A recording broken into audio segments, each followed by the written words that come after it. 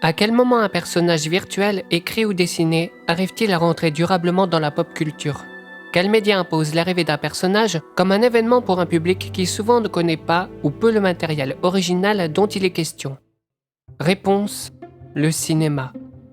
De tout temps, les studios ont adapté différents médias au cinéma. Romans, bandes dessinées, comic books, contes, mangas, avec généralement un résultat positif. Certaines de ces adaptations ont pu devenir cultes et gagner un nombre de fans impressionnant. Mais il existe une catégorie d'adaptations qui n'a que jusqu'alors que très peu convaincu son public. Les adaptations de jeux vidéo. En effet, alors que le jeu vidéo est un loisir où le joueur qui contrôle son personnage est actif et doit faire attention à chacune de ses actions, un film propose au spectateur de rester plus ou moins passif face aux événements qui se déroulent devant ses yeux. Une différence qui n'a pourtant pas empêché la sortie de bon nombre d'adaptations en live-action dérivées de ce médium, comme Super Mario Bros., Street Fighter, Mortal Kombat, Prince of Persia, Assassin's Creed, ou encore Resident Evil, qui deviendra au fil des années une franchise très lucrative pour son studio. Celle qui nous intéresse a su propulser son héroïne, son actrice principale, et a sauvé sa franchise pour quelques années de plus, non sans conséquences. Je parle bien sûr de la franchise Tomb Raider. Mais revenons en arrière. Tomb Raider est au départ un jeu d'action-aventure porté sur la plateforme, les énigmes et la réactivité du joueur à combattre différentes menaces animales, humaines ou fictives, dans un univers entièrement en 3D développé par la petite équipe de Core Design à Derby en Angleterre.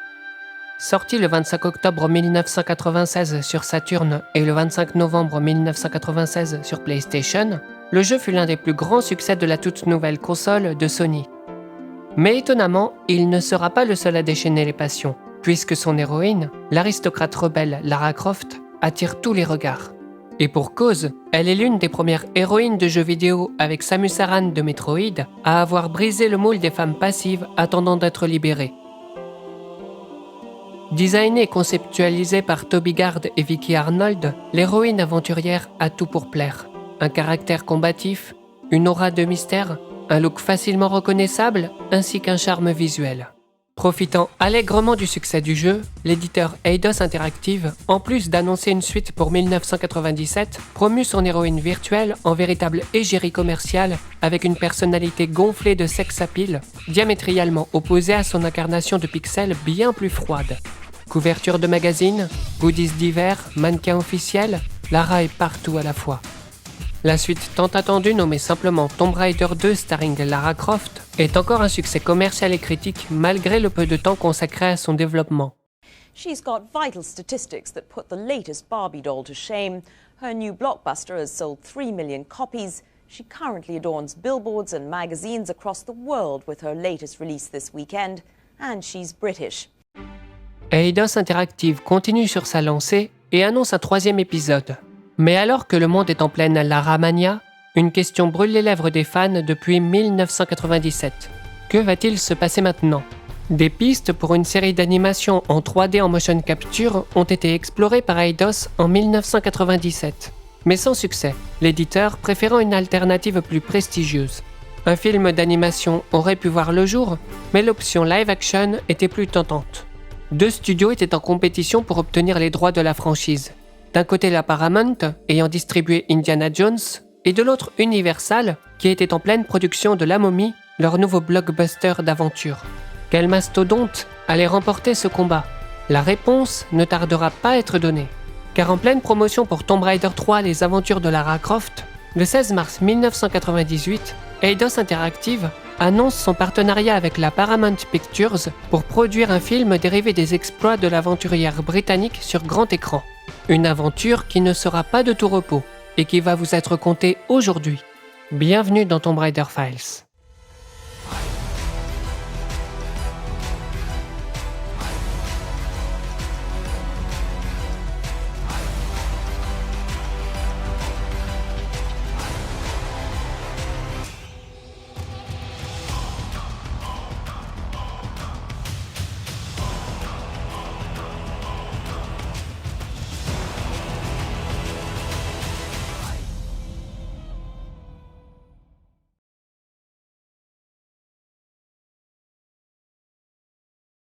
Le duo Lawrence Gordon et Lloyd Levin alors producteur à succès de Predator et de Die Hard, mais aussi responsable de fours commerciaux comme Waterworld ou Rocketeer, sont choisis pour travailler sur le projet et ne cachent pas leur excitation. John Goldwyn, alors exécutif de la Paramount, s'exprime à ce sujet. Nous sommes excités par les possibilités qu'offre le projet de ce film. Nous sommes confiants qu'avec le partenariat d'Eidos, une des principales compagnies leaders dans le monde du jeu vidéo, et les producteurs Lawrence Gordon et Lloyd Levin, cela donnera un film d'action-aventure révolutionnaire au succès mondial. Mais ce partenariat avec Eidos cache en réalité plusieurs clauses qui causeront beaucoup de problèmes futurs. Le film doit par exemple avoir une actrice de type A-list, c'est-à-dire importante, dans le rôle de Lara. Et si le film n'est pas mis concrètement en développement avant la fin 1999, les droits expireront et seront vendus au plus offrant. Ce qui laissait en tout et pour tout un délai de 18 mois avant que les caméras ne se mettent à tourner. La société de production va donc vite se mettre au travail pour dénicher un scénariste. C'est alors que débute une longue sélection pour savoir qui scénarisera les aventures de Miss Croft.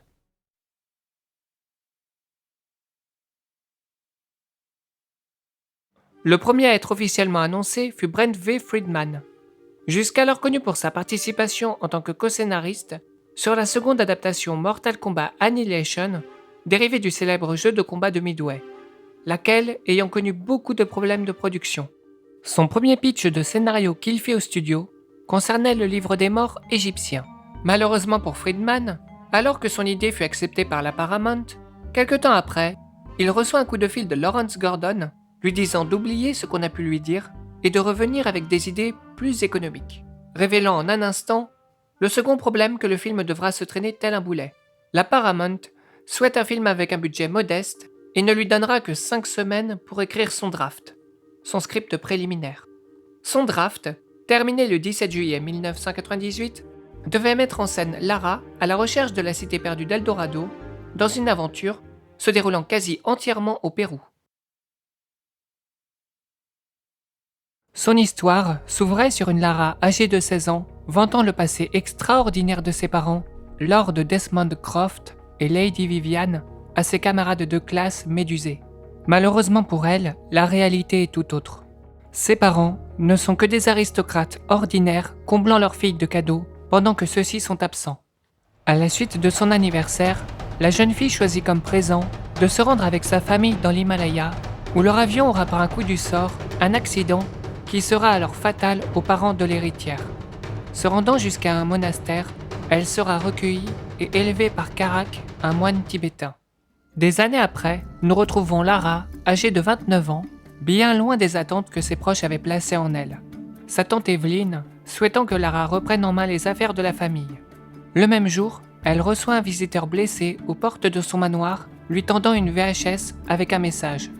Un cartographe du nom de Darby Erickson, ayant auparavant aidé Lara par le passé, lui fait part de sa dernière découverte, une vieille carte conduisant à Eldorado, la légendaire Cité d'Or.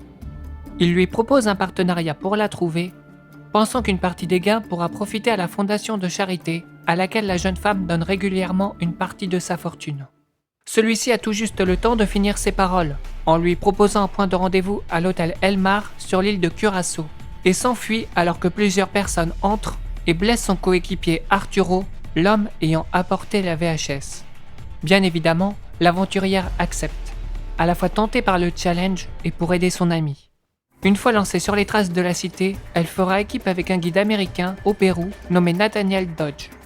Au cours de leur aventure, ils seront talonnés par Larsen et son patron, un homme d'affaires nommé Christian Malvern.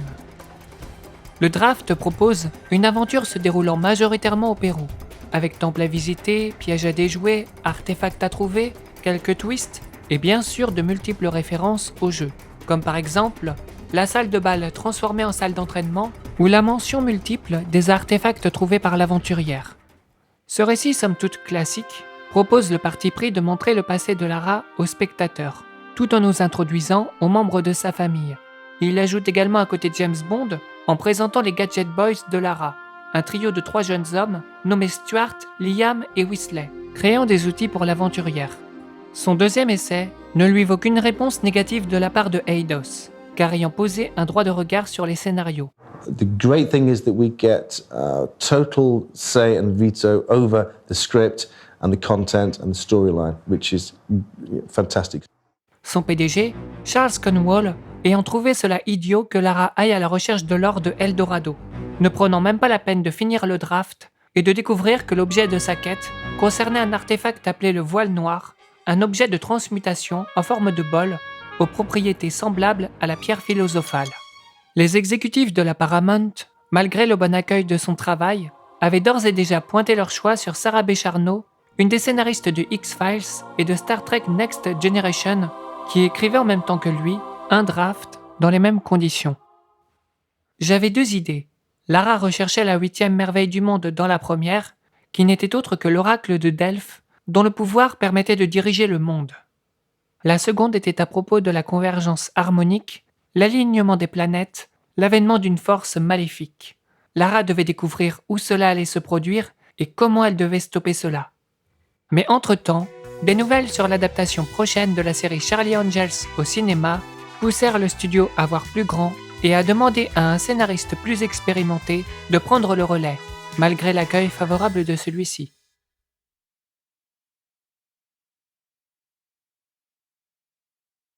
Lawrence Gordon se trouve alors dans une position délicate, étant forcé par les clauses d'Eidos à mettre rapidement en production le film. Celui-ci a une idée en tête, faire appel à un de ses habituels collaborateurs, Steven E. D'Souza, connu pour ses scénarios pour Die Hard et Street Fighter. Recevant en janvier 1999 un appel catastrophé d'un Gordon à court d'argent suite à l'embauche des deux scénaristes précédents, celui-ci a dû répondre à la demande de ne pas réécrire à partir d'un script existant, mais bel et bien de proposer une histoire inédite dans un délai de seulement 6 mois. De son côté, Gordon s'occuperait de fournir des notes et un réalisateur afin d'entrer rapidement en pré-production. D'Souza saisit vite le problème des scripts auparavant proposés. Soit ils sont trop dérivés d'Indiana Jones dans l'esprit, ou alors ils s'appuient trop sur le fantastique. Son histoire serait alors teintée d'éléments fantastiques, mais dérivés de la réalité et des faits historiques. Son second draft, qui est en circulation, date du 5 février 1999 et nous donne une bonne idée de ce qui était envisagé. Son histoire démarre sur l'introduction d'un personnage dans les Andes que nous pensons être Lara Croft au vu de sa tenue identifiable. Mais surprise, il s'agit de Lady Priscilla, une des membres de la première aventure dans laquelle Lara a participé alors qu'elle n'était encore qu'une adolescente. Lady Priscilla disparaîtra par la suite dans d'étranges circonstances, comme tous les autres membres avant elle. Nous retrouvons ensuite la vraie Lara en expédition 6 pieds sous terre en Macédoine, dans la tombe du roi Philippe. Celle-ci y retrouve un masque d'or dans un sarcophage frappé du symbole de la maison macédoine, un mélange entre l'œil qui voit tout et le symbole des francs-maçons. À son retour en Angleterre, Lara confie ses trouvailles au musée, qui en fait un véritable événement publicitaire contre la vie de l'aventurière, ce qui ne manquera pas d'attirer un groupe venu dérober le masque funéraire du roi Philippe. Elle est par la suite questionnée par Bryce, un agent de Scotland Yard, enquêtant sur les événements liés au meurtre de ses anciens compagnons d'aventure. Il se retrouvera malgré lui aux côtés de Lara et d'une équipe sélectionnée par elle-même à la recherche de la dernière demeure d'Alexandre le Grand et de la grande bibliothèque, laquelle qui, selon le mythe, contiendrait non seulement le récit de ses aventures terrifiantes mais extraordinaires vécues avec Aristote, ainsi qu'un savoir oublié depuis longtemps à la force dévastatrice. Son équipe ne sera pas la seule à tenter de s'emparer des savoirs de ce lieu, puisqu'une conspiration étroitement mêlée au passé de l'aventurière britannique fera tout pour se débarrasser d'elle.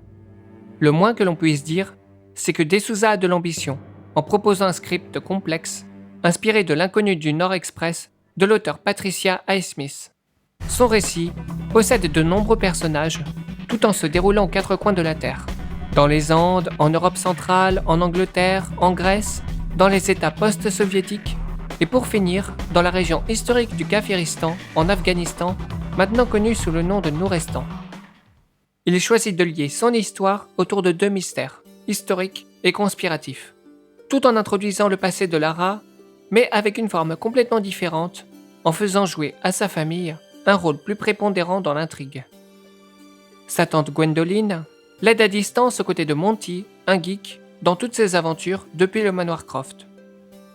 Son oncle Lord Croft, quant à lui, se révèle être une source d'aide pour Lara au vu de son importance sociétale. D'Souza profite également de donner à Lara un travail pour financer ses expéditions, celle-ci possédant sa propre maison de publication du nom de Extreme Press, où elle narre et photographie ses aventures, une manière de ne pas s'éloigner de sa biographie originale. Le récit fait le choix de proposer une aventure au rythme lent, avec peu de scènes d'action, ponctuées de personnages multiples, mais bien trop nombreux et peu mémorables. Lara reste professionnelle et compétente du début à la fin, n'utilisant que son esprit aiguisé pour se tirer de toute situation mortelle. De multiples références au jeu sont glissées, comme les personnages de Tomb Raider Pierre et Larson, jouant tous les deux un rôle d'adversaire. Au début du mois de mars 1999, D'Souza termine son draft et le fournit à Gordon, qui, comme convenu, a réussi à trouver son réalisateur en la personne de Stephen Herek, ayant auparavant réalisé Bill & Ted Excellent Adventure, ainsi que le remake live-action des 100 Dalmatiens des studios Disney. C'est le magazine Variety qui en fera ses choux gras, en l'annonçant le 13 avril, avec en prime une date de sortie au cinéma calée pour l'été 2000. Tout semblait partir sur de bons auspices, et le script devait être retravaillé par Stephen et D'Souza. Mais le flop du film Mystery Man, une adaptation de comic book produite par Lawrence Gordon et Lloyd Levin, fait alors changer d'avis la Paramount. En ayant rempli sa tâche en tant que scénariste et par obligation contractuelle, D'Souza partit s'occuper de la production de son propre film Possédé avec Timothy Dalton, et Herek se retrouve allié avec deux nouveaux scénaristes pour le moins surprenants pour prendre la relève.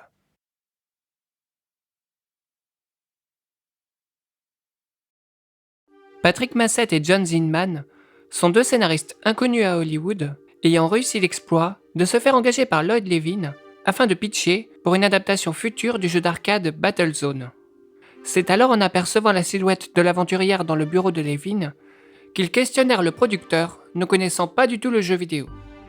Celui-ci leur apprend que la Paramount est à la dérive avec ce projet et se trouve à la recherche de nouveaux scénaristes, mais qu'ils ne veulent pas tout jouer sur un coup de poker en engageant des personnes sans expérience, surtout après avoir investi une somme conséquente pour conserver les droits de la licence plus longtemps.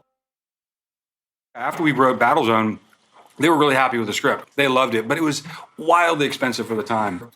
But they asked us what we wanted to do next. And John saw a cutout, a large life-size cutout of Laura Croft. That's and they were smart. like, no, you can't do that. We're only going to AAA list guys and 5-star dudes, and you're not on the list. And so we went home and broke a story.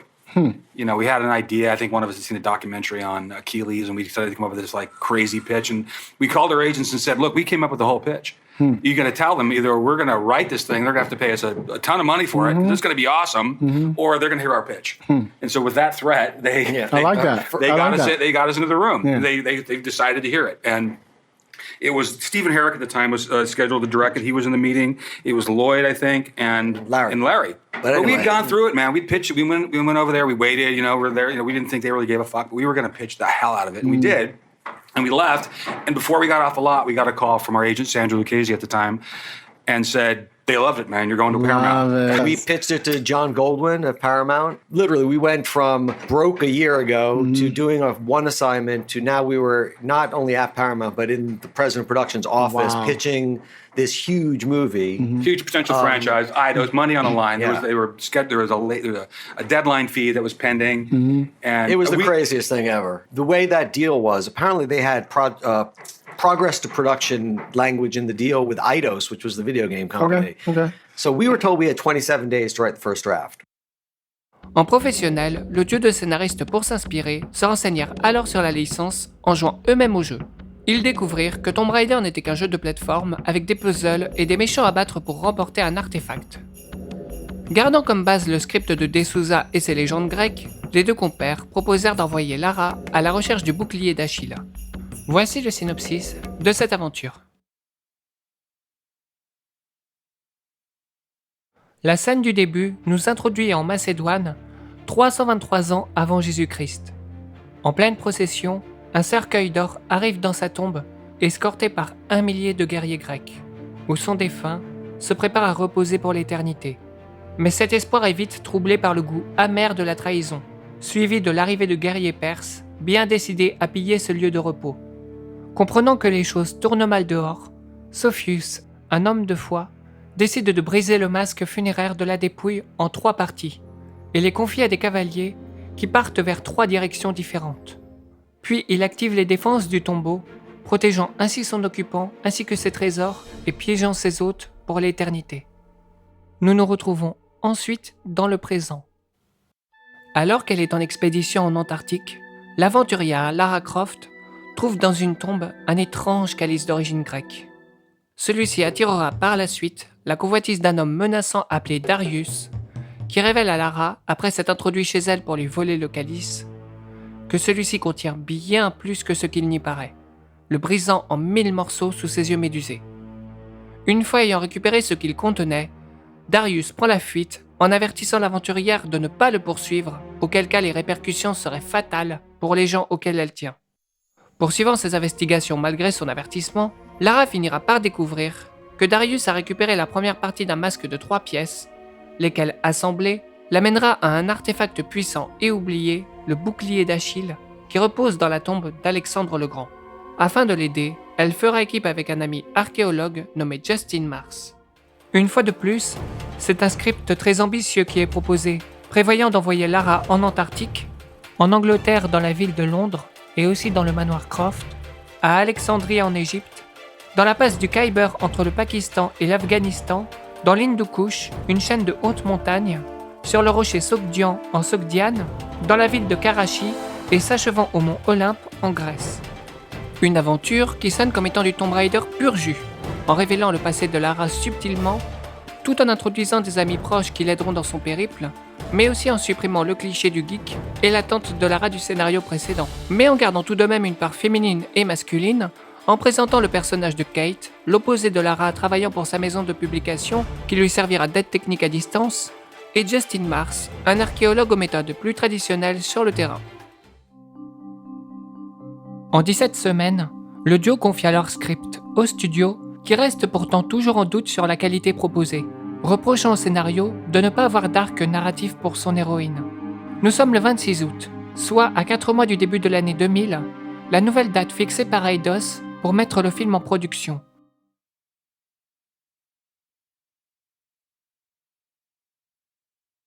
Dans un dernier recours, le studio demande désespéré l'avis de 2 nouveaux scénaristes, Michael Coelari et Mike Werb, tous deux ayant contribué à l'un de leurs succès, le film Volte-Face avec Nicolas Cage.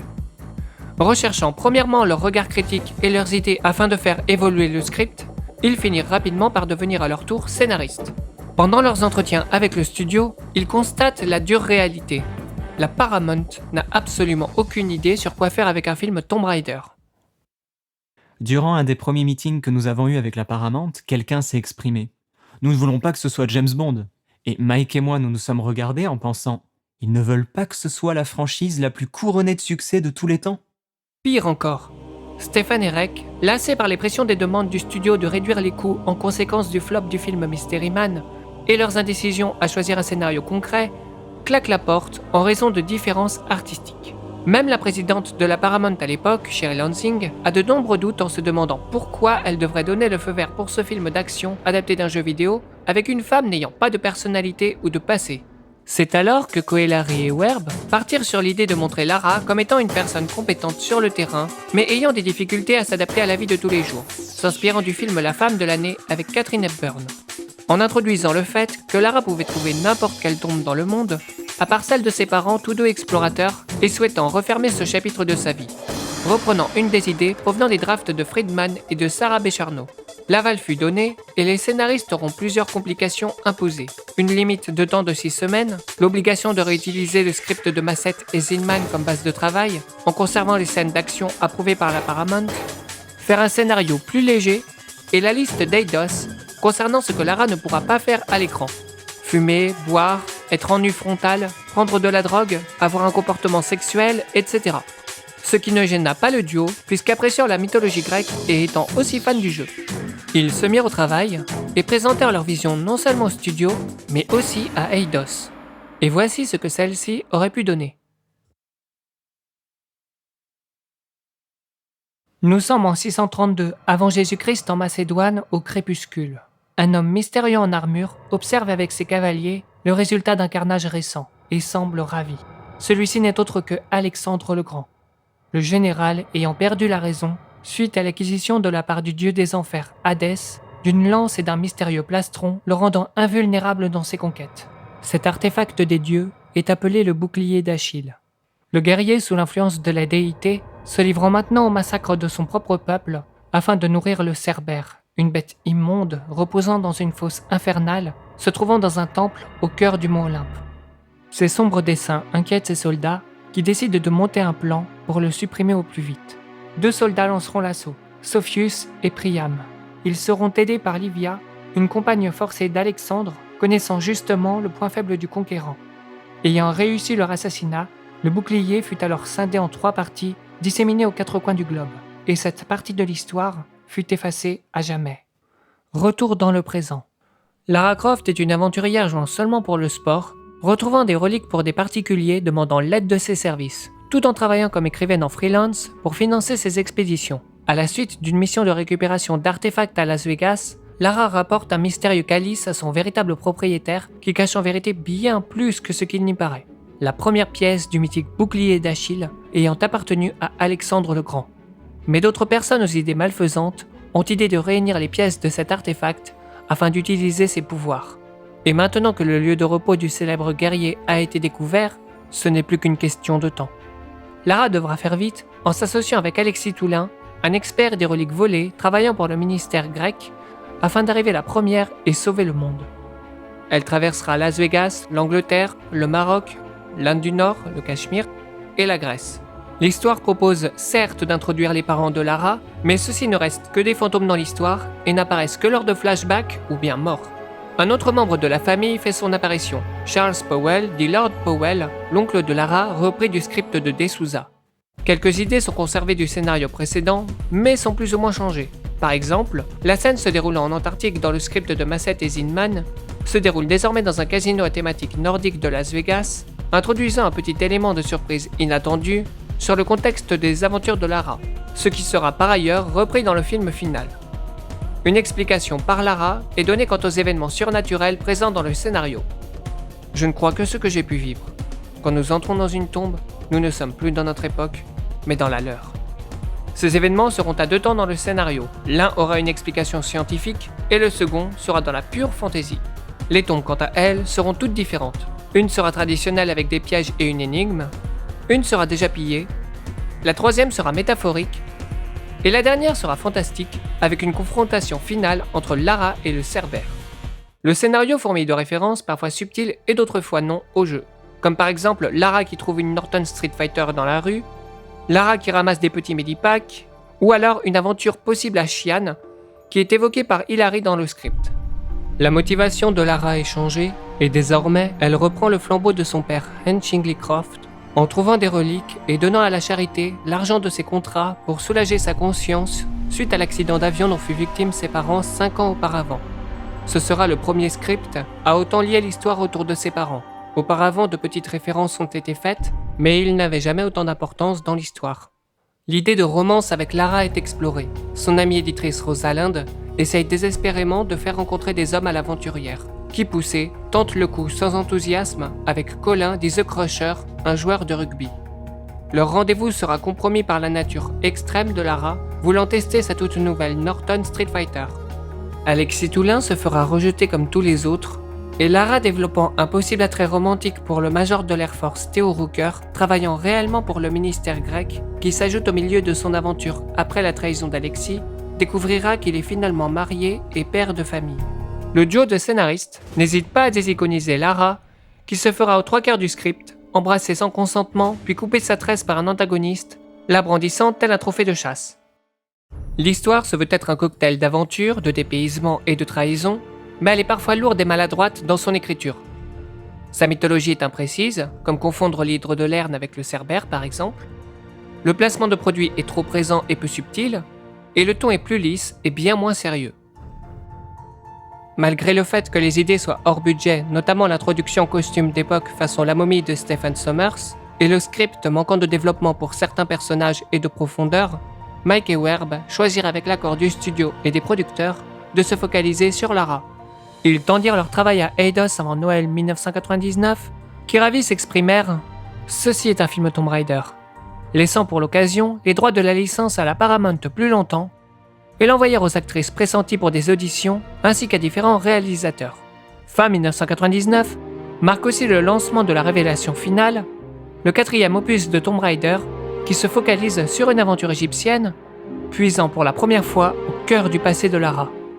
Malgré des critiques un peu mitigées, le succès est toujours présent pour cet épisode, se vendant tout de même 1 million de moins que son prédécesseur.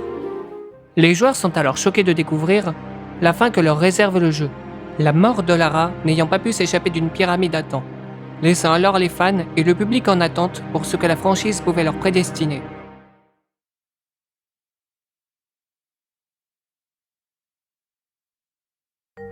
Nous arrivons à l'année 2000, et le choix de l'actrice principale reste toujours un grand mystère, malgré les divers noms annoncés par la presse. Catherine Zeta-Jones, Sandra Bullock, Liz Hurley, toutes les brunes en vogue y sont passées. Même Jennifer Love Hewitt, jouant Julie, la jeune final girl des slashers Souviens-toi l'été dernier 1 et 2, voulait enfiler le short de l'aventurière. Mais outre le choix de Lara, ce qu'il faut en premier lieu, c'est un réalisateur. Et c'est après avoir refusé le projet au moins 3 fois que le très britannique Simon West, réalisateur des Ailes de l'Enfer, débarque sur la production et reprend tout à zéro une fois de plus, avec l'aval de la Paramount, car ayant sauvé la production de leur dernier film, Le déshonneur d'Elizabeth Campbell. J'ai demandé à Core Design de me faire parvenir tout ce qui concernait le jeu et Lara, et j'ai cherché dans tous les magazines ayant consacré des articles à l'archéologie, du New York Scientist au National Geographic. J'ai regardé de grandes épopées classiques comme le Docteur Jivago ou Laurence d'Arabie, j'ai vu tous les documentaires traitant des civilisations disparues, et j'ai lu le maximum de livres sur le mysticisme, la géométrie sacrée, l'alchimie, les rites religieux, l'astrologie ou l'alignement des planètes. L'histoire s'est nourrie de tout cela. Voulant remonter à la source, celui-ci s'empare de tous les scénarios écrits et choisit celui qui lui plaît le plus et se met à collaborer avec Patrick Massett et John Zinman pour écrire sa vision. Celui-ci déclara alors au magazine Première sa position. « Je veux tout changer, sauf le nom. » Se plaignant d'une histoire avec une Angleterre trop Mary Poppins et mentionnant son film comme un James Bond sous acide. Quant à Michael Coelari et Mike Werb, ils se feront ignorer et jeter du projet sans discussion. Exit donc la mythologie grecque. À la place, l'histoire prendra forme autour de thématiques conspirationnistes de l'époque, les Illuminati et les symboles qui les entourent. Celui-ci piochera allègrement dans tous les scripts pour concevoir son histoire. Ainsi, l'attaque du manoir de Lara viendra de Friedman, l'alignement des planètes, véritable compte à rebours naturel, provient du script de Descharnaux, l'œil qui voit tout, le symbole maçonnique. Le personnage de Bryce, du moins le nom, celui du geek est dans Lara, sa profession de photographe de presse, ainsi que le combat avec un automate du draft de De Souza. Quant à la fausse tombe au début du film, le nom de Powell, celui de Hilary, le majordome de Lara, la robe que Lara ne souhaite pas porter, le cœur du film, la relation entre Lara et ses parents, proviennent du script de Coelari et Werb. S'entrecroise dans tout cela une histoire à propos d'un triangle de lumière remplaçant le bouclier d'Achille, un mix selon ses mots d'archéologie, de mysticisme et de mythologie. Donnant ses idées aux scénaristes, ceux-ci s'exécutèrent et non sans difficulté puisque Simon a sa propre idée sur comment écrire un film Tomb Raider et le fait savoir lors des réunions d'écriture. C'est un film du XXIe siècle. Nous ne sommes pas là pour surprendre, jouer avec le public, le choquer ou parler de motivation de personnages. C'est seulement dynamique et cinétique. Ainsi donc, Simon West prendra également la casquette de scénariste, donnant ses idées impulsives à Massett et Zinman, qui eux se chargeraient de les coucher sur le papier. En fait, j'ai exposé l'histoire et les scénaristes l'ont écrite comme des scènes. À un moment donné, j'ai fini par être un peu un éditeur entre les idées et les drafts. Ayant donné ces directives, il était temps à la Paramount de s'intéresser à la grande question. Qui sera l'incarnation réelle de Lara ? De toutes les actrices ayant reçu le script, 2 choix maintinrent l'attention de West. Et son second n'était nul autre que Victoria Beckham, alors égérie du populaire groupe de musique pop, les Spice Girls. Mais il se ravisa en déclarant qu'il ne voulait pas d'une fille ayant selon lui un physique de Barbie tel que Lara était vue à l'époque, et préférant une opposition entre un physique proéminent et un côté plus sombre. C'est donc naturellement que son choix se tourna sur Angelina Jolie, connue pour ses frasques dans les tabloïds, ses relations torrides, ses habitudes particulières et son côté junkie. mais également pour sa carrière d'actrice underground, dont son rôle dans la mini-série biopic George Wallace lui a valu son premier Golden Globe en 1998. L'année suivante, elle en remportera un second avec un autre biopic, Anatomie d'un top modèle, sur la vie de Gia Karangi. Son troisième sera remporté en 2000 pour son rôle dans le film dramatique Une vie volée aux côtés de Winona Ryder, ce qui lui vaudra aussi un Oscar en tant que meilleure actrice secondaire. La Paramount, elle, n'est pas très à l'aise avec le choix de Simon, souhaitant une actrice plus clean dans tous les sens du terme, préférant au choix Catherine Zeta-Jones ou bien Kate Beckinsale, ayant surtout peur des difficultés à contrôler l'actrice sur le tournage d'un blockbuster, chose qu'elle n'avait alors jamais tournée. Averti de sa personnalité fragile par son père Jon Voight, Simon West, sous l'aval de la présidente de la Paramount, décida alors de rencontrer l'actrice, sortant du tournage du thriller érotique Péché originel. Celle-ci, au départ, n'était pas du tout partante, puisque pensant que Tomb Raider serait quelque chose de kitsch et de ridicule, basé sur les habits courts de Lara, et ne pensant pas que le personnage lui conviendrait. Well, the first time I got a phone call that they asked me to do it, I hadn't seen the image of her in the video game, but then I saw it and I thought, are you out of your mind? Absolutely not. And I'm offended, and she's offensive. No. And I thought it was absurd. And then the filmmakers came out and talked to me, and they started to talk about the idea of the adventure of it and how much training it would take, and going to England and the British military and these countries and having to understand. And it became this kind of just a different kind of challenge. And I thought, God, that really is tempting. I would love to try to do that. I would love to see those places. I would love to have that adventure. Simon, en plus, arrivait avec un autre argument. Il décida pour les besoins de l'histoire d'engager le propre père de l'actrice, l'acteur Jon Voight, avec qui elle a eu une relation complexe, afin de jouer Richard Croft, le père de Lara à l'écran, et leur donnant la possibilité d'écrire leurs propres scènes ensemble. Tout cela finit par convaincre Angelina, prête à effectuer tous les tests possibles. Écoutez, je veux le faire, mais je connais ma réputation, et je ferai tout ce qu'il faut pour vous montrer que je suis digne. Je serai fiable, je me relèverai, je travaillerai dur. Je m'en fous si le studio souhaite me faire dépister tous les jours. Peu importe ce dont vous avez besoin, je le ferai. Angelina rencontra également Lawrence Gordon, qui l'avertit sur les enjeux qui risquaient d'en découler. Ça va être un rôle difficile, parce que la presse britannique est très excitée à ce sujet. Elle va être vicieuse, elle va te rechercher, cherchera à savoir tout ce que je sais. Et pour tout te dire de toi à moi, si tu fais ce film, tu vas devoir conduire, faire de la corde, sauter, tirer, apprendre à te battre. Tu vas devoir tout faire. Ils ont un programme pour toi qui est juste horrible. Tu vas devoir te bouger le cul. Ce sera vraiment dur. Si tu acceptes de faire ces choses et que tu les réalises, je serai ton plus grand fan et un soutien important pour ta carrière jusqu'à ta mort.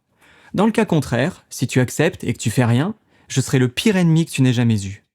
Malgré cette mise en garde, l'actrice est toujours partante. Et après avoir séduit la présidente de la Paramount, Shirley Lansing, avec sa personnalité et dissipant tous les doutes, obtenant même après cette entrevue un pouvoir décisionnel, la production du film pouvait enfin débuter, ou presque.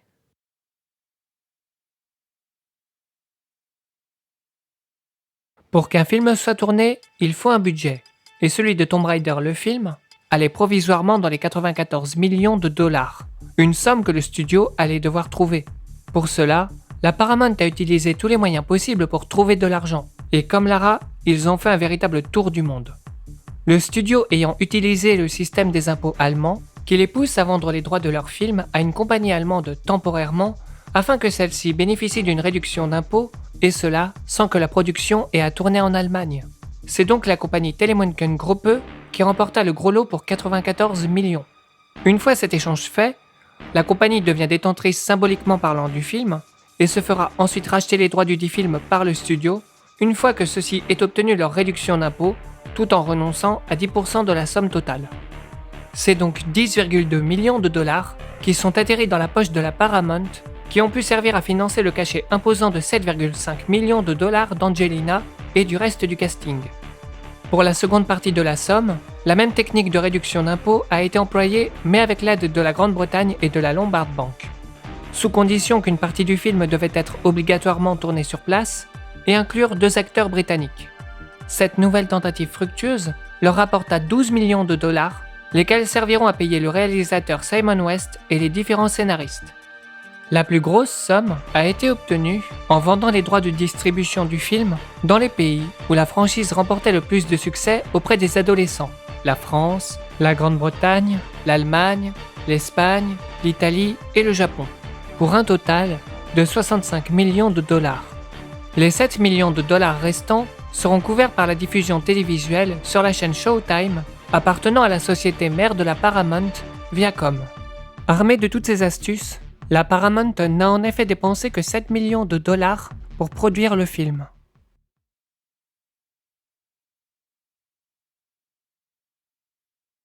Le script final s'assemble avec peine au fil des jours suite aux multiples réécritures. Le ton voulu par West pour son histoire sera over the top.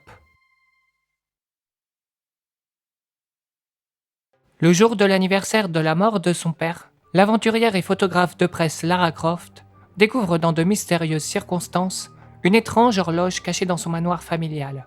Celle-ci est reliée à une histoire que lui racontait son père archéologue quand elle était enfant, à propos du peuple de la lumière et d'un triangle magique qui permettait à son possesseur de pouvoir réaliser tous ses désirs. La réalité va rapidement dépasser la fiction, puisque Lara devra retrouver les pièces du dit triangle avant que la société secrète des Illuminati et leur bras droit du nom de Powell ne l'utilisent pour contrôler le monde. Le premier draft de Massett, Zinman et West reste à peu près la même chose que nous connaissons, à quelques détails près. Lara devait originalement chercher 3 morceaux du triangle de la lumière cachés de part et d'autre de la Terre. Le premier morceau se trouvait en Chine, sa grande muraille que Lara devait traverser à moto, son armée faite de terre cuite, ainsi que l'affrontement avec un Bouddha géant faisaient originalement partie du premier script. Mais suite à un casse-tête de logistique pour se rendre sur place, malgré une seconde possibilité de construire la muraille en Écosse en plein hiver, ce qui ne plaisait pas trop au réalisateur, l'idée fut changée. Lee Tompkins, un des directeurs artistiques, chercha une autre destination et opta pour le Cambodge et ses temples d'Angkor, beaucoup plus originaux et jamais vus, car West souhaitait un film avec des lieux inédits aux yeux du grand public au cinéma. La seule raison pour laquelle nous sommes à Angkor Wat, déclare le producteur américain Lloyd Levin, c'est parce que nous ne sommes pas allés en Chine. Nous voulions tourner sur la Grande Muraille et faire en sorte que Lara la traverse en moto et fasse du pillage dans des tombes souterraines, mais nous n'avons pas réussi à nous organiser. Le second se trouvait dans une tombe à Venise, et nous savons maintenant comment se déroulait une partie de la séquence grâce aux storyboards gracieusement donnés par Martin Asbury et Rodrigo Martin Santos de Tomb Raider Collection. Lara arrive dans les rues de Venise, puis se dirige vers un point en hauteur, et avec ses jumelles, scanne la zone pour localiser un endroit au milieu du canal. Elle y court pendant que Bryce lui parle. Plongeant sous l'eau et découvrant un dôme de verre, elle remonte et s'attache à une corde attachée à un rondin de bois, et tire des balles sous l'eau pour fragiliser le dôme aperçu. Créant de ce fait un courant, elle se retrouve emportée et traverse le dôme sous-marin. Elle se retrouve bloquée par le rondin qui l'empêche de s'écraser par terre et fait son entrée. L'aventurière découvre qu'elle est au second temple et se trouve devant un magnifique planétarium géant qui est au centre d'un bassin où nage une anguille. Une fois qu'elle a effrayé la bête avec une fusée éclairante, elle plonge et nage dans l'immense mécanisme sous-marin pour aller apparemment sur le planétarium.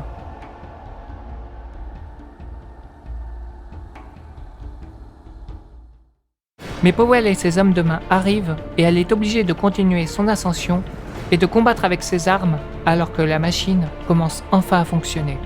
Pour des raisons évidentes de budget, West décida de tourner en studio plutôt que de se déplacer sur place. Pour conclure son aventure, Lara se retrouvait en Sibérie et devait traverser à traîneau puis à pied un réseau de grottes et d'épaves de navires avant de se retrouver dans des cavernes séculaires remplies de cadavres pétrifiés dans le but de trouver la tombe des 10 000 ombres et le dernier morceau du triangle. Mais toujours pour des raisons de budget, ils décidèrent de n'inclure que 2 morceaux du triangle et de supprimer la tombe à Venise tout en gardant l'idée du planétarium. Une partie de ce passage sera tournée en réalité au Jökulsárlón, le plus grand lac protoglaciaire d'Islande que Lara traverse en traîneau. Ce premier jet fut écrit en 4 semaines par le duo. The directors changed and Simon West came in, and we had to go to London to write a whole new draft in, I think, 18 days or something like that. It was much shorter. I mean, Yeah. the Simon, remains one of the big disappointments. Is we really loved the draft of Tomb Raider that we wrote originally. Simon had a very different idea, and we got a one-page piece of paper. We got a phone call, At literally. an airport. From John Goldwyn saying, "Do you have passports?" And we said, "Yeah." And they basically said, "You're going to London." I don't know if it was The next that day. night, It was but the I think it was the next- next Oh day. my God. You're going to meet with Simon. Here's the one pager. And I remember we were reading it on the plane. Yeah, nothing to do with what you wrote. Huh? Nothing we can say from the Oh original my script. We got to start God. over. And again, there was we had a deadline where they would have to make another $1 million or something crazy payment to Eidos. So we were holed up, and there was a hotel called the Halcyon. It's no longer there, but we were there. We were supposed to be there for 4 days. We ended up staying there for 2 weeks. Okay. I think we were there for 4 weeks because Simon didn't want to list out of his site. We kind of changed. It could have been. But after finished- that, that's where we got Yeah. into TV. It was Yeah. Tomb Raider, which did not come out the way we had hoped. Like I said, it was not our preferred draft, but c'est la guerre. But it got us into TV. Finalement, après que ce draft fut considéré une fois de plus comme trop coûteux pour être réalisé, une nouvelle scénariste, en la personne de Laeta Kalogridis, et 2 autres scénaristes selon le magazine Première, du nom de Brannon Braga et Paul Attanasio, se sont attelés aux nombreuses réécritures aux côtés de Simon West avant et pendant le tournage pour arriver au résultat final que nous connaissons. Aucun de ces 3 scénaristes ne sera crédité.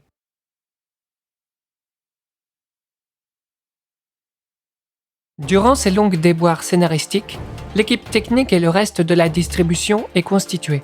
Pour s'occuper des lumières, du cadrage et des différentes équipes techniques, Simon engagera l'Australien Peter Menzies Jr. en tant que directeur de la photographie, ayant fait son expérience sur des blockbusters tels que Die Hard, Une journée en enfer, et ayant travaillé avec le réalisateur sur le déshonneur d'Elizabeth Campbell. En ce qui concerne les décors, ceux-ci sont designés par le chef décorateur Kirk Petruccelli, ayant travaillé sur Anaconda, Blade et Mystery Man. Les studios Pinewood en Angleterre serviront à donner vie à l'imposant manoir des Croft et ses nombreuses pièces. Les plans extérieurs seront filmés sur la propriété de Hatfield House dans le Hertfordshire. Le célèbre plateau 007, l'une des plus grandes scènes sonores du monde, avec sa superficie de 102 mètres de longueur pour 41 mètres de largeur, servira à donner vie à l'impressionnante tombe de la lumière qui danse cambodgienne, gardée par ses statues de singes, ses griffons et son Brahma, mais aussi à la tombe des 10 000 ombres et son gargantuesque planétaire censé se trouver en Sibérie. En plus de ces endroits impressionnants, de vrais intérieurs ont été utilisés. Ainsi, Elveldon Hall à Elveldon, Suffolk en Angleterre, servira de maison à l'antagoniste principal Manfred Powell. La secte des Illuminati se réuniront quant à eux non pas dans l'église Santa Maria della Salute à Venise, mais dans la superbe Painted Gallery du Old Royal Naval College à Greenwich. La mise aux enchères s'effectuera dans la salle de réunion du Dulwich College de Londres. La vision de la capitale, plus contemporaine que romancée souhaitée par West, nous fait passer rapidement dans des endroits comme Trinity House, qui servira d'extérieur à la maison de Powell, l'Edenhall Market que Lara traverse à moto, ou encore la centrale électrique de Battersea pour une scène coupée. Différentes maquettes, filmées sur fond bleu et complétées par la suite de CGI, serviront à montrer la cité du peuple de la lumière avant son extinction et durant les jours présents. Une immense pyramide, où repose le triangle de la lumière, sera également conçue. Tout comme dans les jeux, Lara conduira dans le film plusieurs véhicules qui seront dans l'ordre. Une moto Yamaha TRX Street Bike, remplaçant sa fidèle Norton Street Fighter, une voiture de luxe Aston Martin V12 Vanquish et une Jeep Defender de la marque Land Rover. En complément de tout cela, plusieurs équipes de Cinecite, Cinecite Europe, Digital Film Lab London, Peerless et Milfilm sont chargés des effets spéciaux et donneront vie aux différentes menaces surnaturelles que Lara affrontera durant son périple. Le casting s'annonce au fil des jours et demeure à majorité composé d'acteurs britanniques. L'acteur écossais Ian Glenn jouera l'avocat Manfred Powell, un des bras droits des Illuminati et principal antagoniste. Son associé Monsieur Pims sera campé par Julian Rintutt. Leslie Phillips, une légende du cinéma britannique, incarnera Monsieur Wilson, un vieil ami de Richard Croft faisant partie de l'ordre des Illuminati.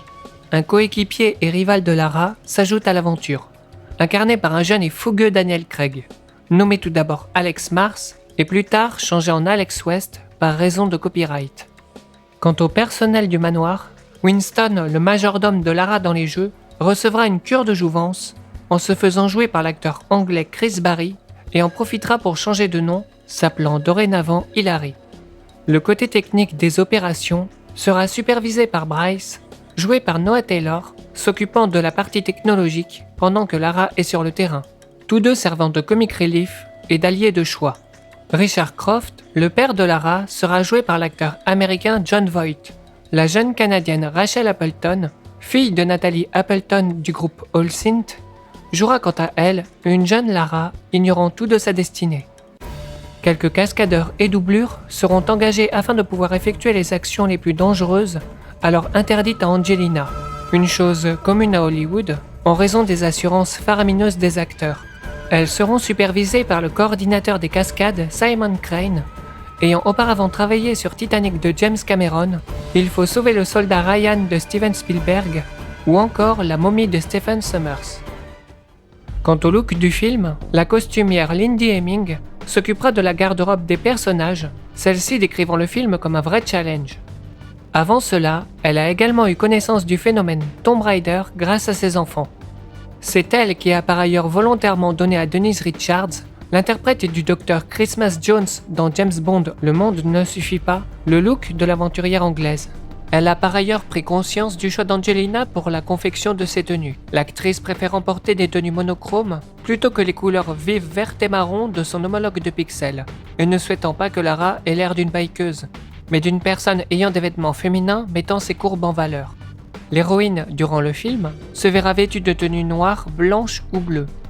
La seule exception sera un sarrau de couleur safran qui sera par ailleurs la tenue préférée de la costumière. Ces différents pantalons ont été confectionnés par Melanie Apple, un petit fabricant de streetwear de Los Angeles, dans différentes textures et assez rembourrés pour cacher les harnais pour les cascades. Sa tenue de moto s'inspire du film La motocyclette avec Marianne Faithfull. Le pyjama blanc, dérivé en une soixantaine de paires durant l'attaque du manoir, est inspiré par les arts martiaux. Et la tenue de la Sibérie, se composant d'un manteau andin complété de fourrure, rappelle l'ensemble que porte l'actrice Julie Christie dans le film Le Docteur Zhivago. Par ailleurs, son personnage s'appelle aussi Lara.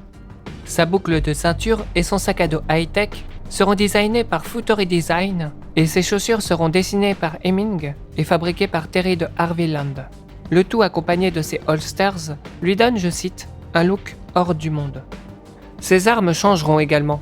Dans le jeu, Lara a une paire de Browning High Power. Angie manipulera quant à elle des HK USP Match bien plus modernes. Il n'y a pas que le calibre de ses armes qui évoluera. La production insistera auprès de l'actrice à lui faire porter un soutien-gorge rembourré afin d'augmenter la taille de son buste pour ainsi se rapprocher le plus physiquement possible de l'aventurière virtuelle. Un choix somme toute assez contestable. Angie ayant eu le dernier mot sur sa tresse, qu'elle souhaitait d'inspiration Mohawk pour rendre Lara plus dure. Les différents maquilleurs auront la tâche ardue de camoufler les tatouages de l'actrice durant tout le métrage, ce qui parfois fonctionnera et d'autres fois non. Chaque personnage du film aura son style de vêtements approprié. Ainsi Richard Croft aura des vêtements d'aventurier classiques inspirés de l'explorateur Sir Ranulph Fiennes. Bryce aura des tenues composées de t-shirts d'occasion et de jeans pour un style grunge.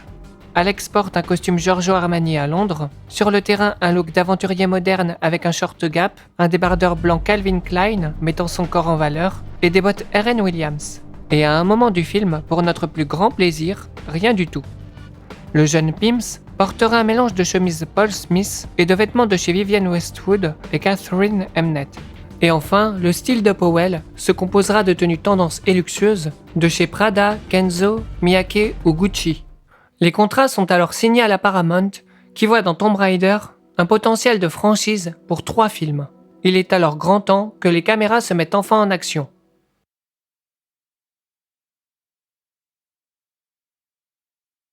Le tournage débute enfin le 31 juillet au studio Pinewood, alors que 2 versions du screenplay, finalisées le 28 juillet, sont existantes. Une version plus comique et une plus sérieuse, chacune avec un affrontement final différent.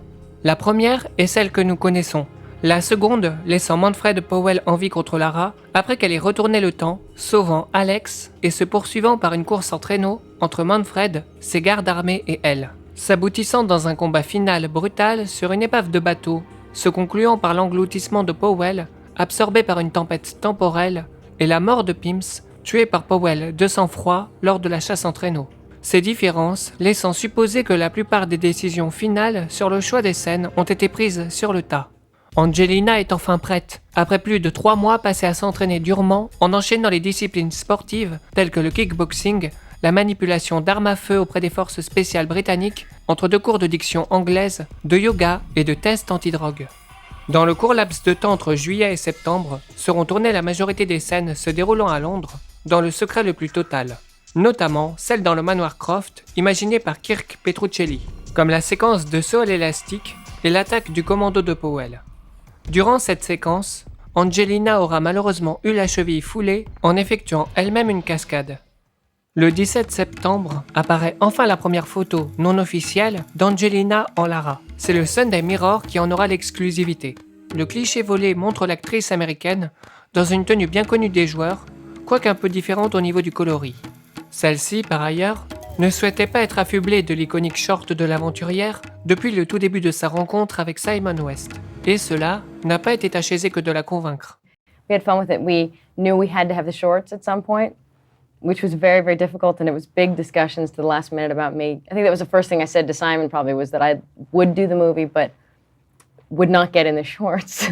And so it did take a while, and then we thought, for the people that know her, you have to get in the shorts. So we did it for that time in the movie, and it was very, very uncomfortable. But you know, you feel like her, and it's fun, and it's, you know, I haven't seen it on the big screen. I'll probably be the first one to think, God, what am I doing? What is this? Dans cette scène, Lara affronte en guise d'entraînement un robot cybernétique nommé Simon, auparavant nommé Jeeves, tout en effectuant de nombreuses cabrioles, la plupart rappelant les jeux. Une scène d'ouverture somme toute marquante, qui sera portée à l'écran en partie avec l'aide de doublures. Cette scène a par ailleurs été complexe à tourner, car le décor de style égyptien paraissant massif dans le film n'avait en tout et pour tout que la taille d'un petit court de tennis. Le réalisateur ayant dû jouer avec les angles de caméra pour donner une impression de grandeur. L'opposant de Lara, lui, sera en partie réalisé à partir d'un robot grandeur nature pour les gros plans et complété à la suite de CGI. Plusieurs versions de celui-ci ont été envisagées avant la version finale. Fait intéressant, les holsters que porte Lara auraient pu être différents au niveau du design, car certaines photos promotionnelles et trailers montrent Lara avec 4 sangles au niveau des cuisses pour maintenir ses pistolets. La production se déplace ensuite en Islande, dans le Jökulsárlón, pendant 1 semaine pour filmer une scène somme toute assez banale, où l'utilisation de véhicules militaires amphibies traversant un lac gelé est requise. Malheureusement, le moteur de l'appareil où Angelina et Simon se trouvent tombe en rade de carburant pile au moment où la séquence est tournée. L'eau commence à monter dangereusement et quelque chose doit être fait et rapidement. Fort heureusement, le capitaine du bateau réussit in extremis à faire redémarrer l'engin à l'aide d'une sorte d'huile. Le tournage pouvait enfin reprendre normalement, mais dans des conditions extrêmes. La température difficilement supportable et les crevasses mortelles du glacier Vatnajökull rendent les scènes en extérieur bien plus compliquées à tourner malgré leur brièveté, dont une scène de chasse en traîneau entre Lara et Powell qui sera supprimée du montage. Bien plus tard, un journaliste lui demandera si tous ces efforts en valaient la peine. Simon West répondra honnêtement que non, ça ne l'était pas. Au début du mois d'octobre, alors que le tournage reprenait au studio Pinewood, un événement inattendu arriva pour compliquer les choses. Simon West se fait voler des pellicules contenant la moitié du film, ainsi que son portefeuille, dans sa demeure de Notting Hills, comme le raconte le Sunday Express. La nuit dernière, M. West a raconté au Sunday Express comment il a été réveillé par des intrus ayant forcé la porte d'entrée de sa maison de Notting Hill, à Londres, d'une valeur de 1,1 million de livres sterling. Il a déclaré « J'étais au lit, à la maison, quand j'ai entendu un énorme fracas en bas, vers 2 heures du matin. Je me suis levé et je suis descendu, mais ils se sont enfuis. Je les ai pas vus, juste la porte d'entrée qui battait. J'ai dû les manquer d'une fraction de seconde. Ils ont pris mon sac qui contenait 2 ou 3 cassettes de tout le film réalisé jusqu'à présent, littéralement la moitié. C'était tout ce qu'on avait fait ces 2 derniers mois. » Avant cet événement, Angelina aurait été vue par un reporter dans la base de la Royal Air Force à Odiham, située au nord du Hampshire. La scène en slow motion avec les hélicoptères Chinook se posant sur la plaine de Salisbury a sûrement dû être tournée en même temps. Retour au studio Pinewood. Le décor du manoir Croft est en train d'être démonté et les choses vont de mal en pis. De nouvelles coupes de budget imposées par la Paramount font leur apparition. Une scène cruciale pour l'histoire, indiquant les origines et les pouvoirs du Triangle de la Lumière, se déroulant visuellement dans le passé et racontée par Richard Croft à sa fille, alors qu'elle n'est qu'une enfant, ne pourra pas se filmer telle qu'écrite. La séquence demandant un trop grand nombre d'effets spéciaux. Devant faire avec ces coupes de dernière minute plus contraignantes qu'autre chose, les caméras tournent toujours, et les scènes utilisant la bibliothèque du manoir et la tente d'expédition de Richard Croft sont mises en boîte. Les techniciens, quant à eux, donnent forme aux décors finaux de la tombe des 10 000 ombres et celle de la lumière qui danse. Pendant ce temps, les négociations se tiennent pour tourner au Cambodge toutes les scènes extérieures se déroulant aux abords des temples d'Angkor, et la tâche ne sera pas plus aisée pour la production après cela. Le directeur des cinémas du Cambodge, ayant donné son aval, pensant que cela pourrait booster l'économie touristique locale, mais à une condition, aucun coup de feu ne devra être tiré.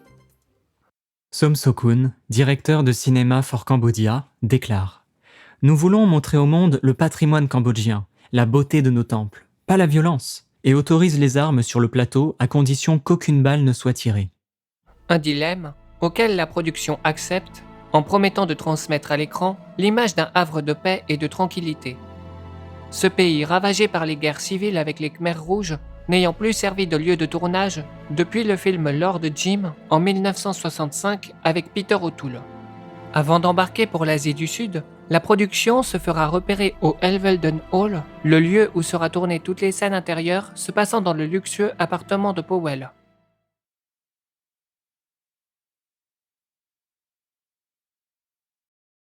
Le 22 novembre 2000, toute l'équipe de tournage, soit près de 200 personnes, se retrouve aux abords de la ville de Siem Reap et ses temples ancestraux pour filmer l'arrivée de Lara sur la colline de Phnom Bakang, le tout premier temple montagne construit en l'honneur du dieu Shiva. Cela ne sera que le préambule. Angelina devra ensuite foncer à travers la jungle et le temple de Bayon et ses 54 tours arborant des sourires énigmatiques. Malheureusement pour l'actrice, ce passage sera complexifié par la vie sauvage aux alentours, car des serpents et autres animaux se sont invités devant les caméras. La scène devra en partie être re-shootée à Londres pour obtenir un résultat convaincant. Celle-ci s'enfonce ensuite dans les profondeurs de Taprom, un monastère bouddhiste construit au XIIe siècle par le roi Jayavarman VII. En marchant à la recherche de l'entrée, celle-ci est intriguée et rencontre une jeune fille courant dans le temple. Cette fillette est en fin de compte jouée par deux enfants différents. Pour la première, son visa de travail s'est achevé en plein tournage et devait rentrer à Londres. Simon West dut trouver une solution et engagea une jeune fille cambodgienne, ni vue ni connue. La scène où Lara tombe à travers le temple a été économiquement facile à tourner. Il n'a suffi que d'un fond déroulant en studio, de quelques techniciens tirant sur des branches et d'un ventilateur pour créer l'illusion d'une chute. Une des scènes les plus complexes à tourner pour la production se déroule aux abords du temple et nécessitait l'ajout de figurants cambodgiens. Dans ce passage, Powell, Alex et Pims doivent trouver un moyen d'entrer dans la tombe avant que la seconde phase de l'alignement ne commence, et engagent donc une main-d'œuvre locale. Sauf que dans la réalité, le mur qui s'abat par la force des ouvriers n'existait pas. Il a donc fallu faire des repérages au préalable, construire des blocs de taille exacte à Londres, les assembler sur place et les faire tomber. Sauf que l'équipe n'avait alors le droit qu'à une seule prise. Mais l'enthousiasme général a fait qu'une des Steadicam fut endommagée durant la chute d'Eddie Block, ainsi le plan prévu de face s'en est retrouvé compromis. Juste avant de rentrer dans le trou, le réalisateur a fait faire un exorcisme par un prêtre car il s'agissait de l'endroit où les morts étaient enterrés. Les dernières scènes devant les temples sont tournées. Lara s'échappe ensuite en sautant en parfait saut de l'ange depuis la chute d'eau du parc national Phnom Kulen. Cette petite séquence sera tournée en utilisant deux cascades, une plus petite et surtout moins dangereuse pour les plans rapprochés et une grande pour simuler le saut. Simon après cela utilisera quelques trucages pour la conception des scènes suivantes. L'une d'entre elles prévoit que Lara remonte la rivière en direction d'un petit village aux abords des temples, mais celui-ci n'existe pas. Pour pallier à ce problème, toute une équipe a dû être chargée de construire tout le décor d'un petit village typique autour d'un bassin ornemental, lequel paraîtra bien plus grand à l'écran en jouant sur les angles, en dissimulant le bord de l'eau où la caméra est alors posée, tout en faisant attention aux nénuphars en fleurs devant lesquels navigue le reste des villageois. Angelina se fera aussi bénir par les moines, ainsi que toute l'équipe du film. La scène finale qui sera tournée inclura une rencontre avec un moine et une séquence de lévitation d'après le screenplay. Mais encore une fois, le temps rattrape l'équipe et les séquences où Angelina apparaît sont bel et bien faites sur place, mais le contre-champ avec le moine sera tourné en studio en 20 minutes. Un accident a par ailleurs failli arriver, puisque les bougies derrière lui étaient originalement des lampes à huile bouddhistes, mais celles-ci avaient un défaut de conception, ont pris feu et auraient pu réduire en cendres le décor. Elles ont par la suite été remplacées par de simples bougies. Tout ce tournage intense, dans ce lieu empli de mystères, n'ayant pris en tout et pour tout que 8 jours. Mais celui-ci aura été bien plus coûteux qu'il n'y paraît. Avec l'emploi de main-d'œuvre locale pour servir de figurants ou d'équipes techniques, de chasseurs de serpents, de prêtres, de gardes du corps, d'envoi de matériel, de démineurs, plus les sommes journalières que la production versait au gouvernement, le budget du film continuait de grimper et les deadlines s'approchaient de plus en plus vite. Il fallait donc retourner au plus vite au studio Pinewood pour compléter le film.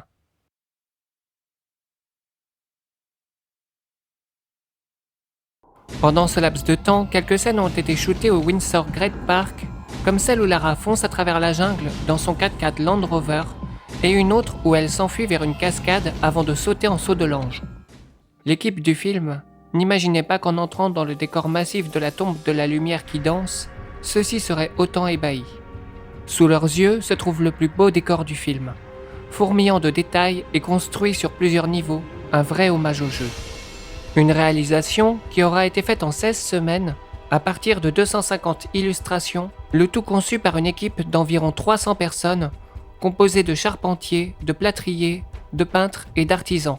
Pour ce fait, les directeurs artistiques et le décorateur Kirk Petruccelli sont partis en repérage à Angkor Wat afin que leur œuvre colle avec les vrais monuments, artistiquement parlant, sans toutefois utiliser de vraies écritures gravées pour ne pas froisser la population. Petite anecdote, Lara utilise à ce moment du film une lampe afin de déchiffrer des inscriptions. Celle-ci n'est composée en réalité que de bâtons fluorescents. Il en aura fallu plus de 6000 pour faire le nombre de prises demandées, car celle-ci s'épuisait au bout de 15 secondes. L'élément primordial avec lequel les acteurs devaient lutter durant toutes les séquences prises était le froid. Car bien que l'action se passe dans un endroit censé être humide, la réalité était tout autre en Angleterre à cette période de l'année, et le plateau n'avait alors aucune isolation. La partie du bélier mécanique sur lequel Lara saute pour activer la colonne de mercure est un ajout par Simon West écrit au cours du tournage du film. Celui-ci étant un véritable challenge technique pour les cascadeurs, qui devaient s'y accrocher et se hisser dessus. Mais si la partie s'accrocher dessus était facile, et sera par ailleurs utilisée dans le montage final, c'est Angelina elle-même qui assurera l'entièreté de la séquence, le chevauchant tel un surfeur et impressionnant l'équipe et ses confrères, et cela sans apparemment s'y être entraîné au préalable. On peut y voir la séquence de saut comme un rappel au jeu, où il faut souvent prendre son élan pour s'agripper à une paroi et se hisser. Les ennemis surnaturels viennent compliquer la tâche de Lara, et là encore, ce fut un véritable défi pour les acteurs de se retrouver dans une pièce à combattre des ennemis invisibles. Le choix d'ennemis en pierre a été fait par Simon pour éviter que Lara ne tue trop d'humains ou d'animaux, rapprochant finalement sa vision avec celle de Toby Gard, qui ne souhaitait pas que Lara tue trop d'humains dans le premier jeu.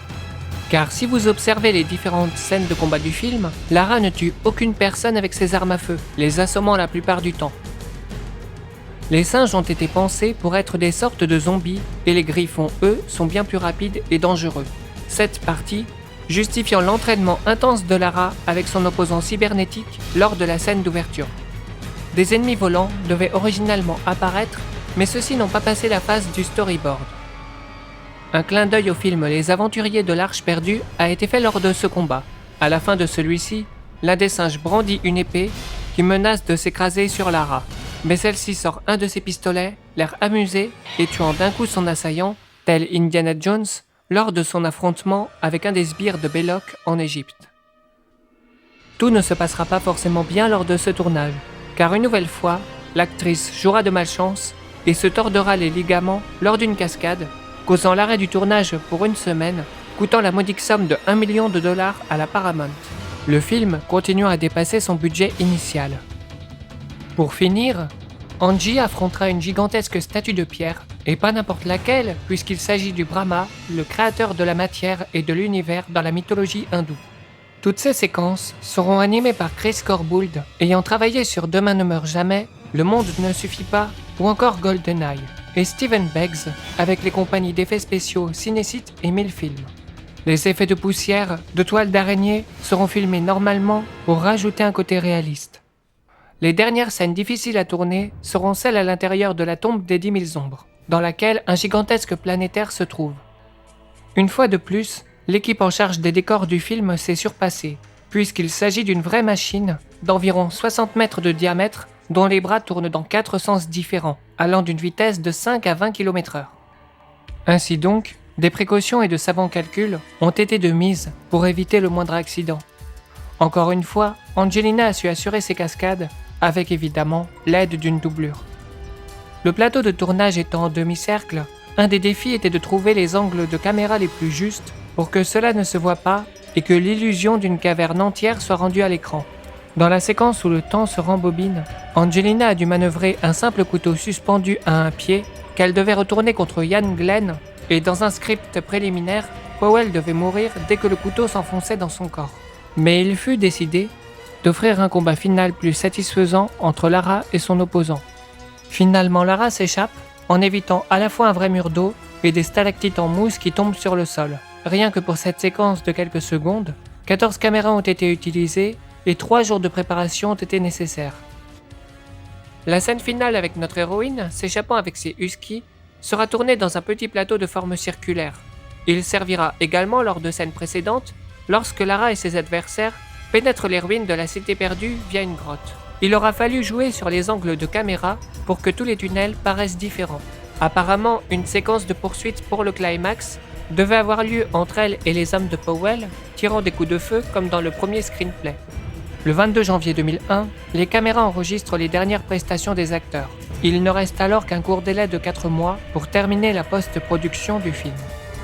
Le marketing de la Paramount, ayant déjà révélé le premier trailer le 8 décembre sur Internet et la date de sortie fixée pour le 15 juin 2001. La tension est palpable, et malheureusement, Core et Eidos n'ont pas réussi à convaincre les foules avec leur dernier jeu Tomb Raider sur les traces de Lara Croft, devenant la pire vente de la franchise. Le public se détourne un peu et se trouve de nouveaux héros virtuels. Tout repose sur le film pour sauver Lara et la franchise Tomb Raider aux yeux du public.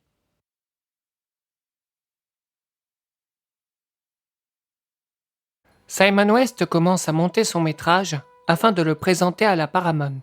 Mais celui-ci aura affaire avec une demande du studio qui ne souhaite pas d'humour dans le film et veut garder un aspect sérieux du début à la fin.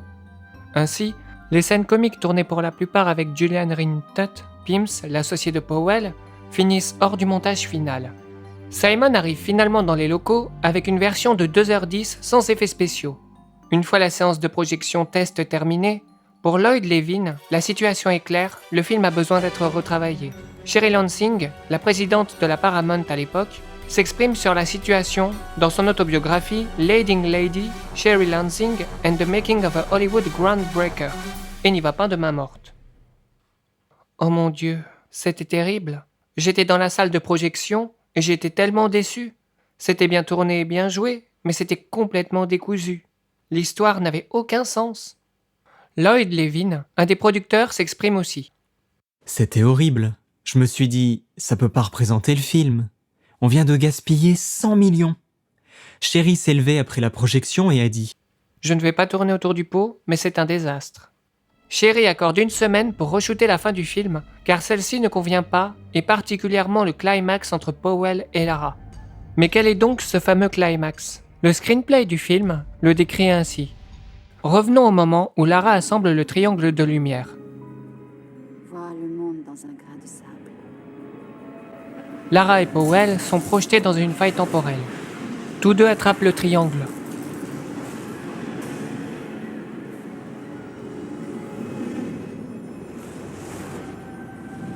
La première scène se déroule dans le passé, montrant Lord Richard Croft discuter avec le maître des Illuminati et Powell rongé par l'envie.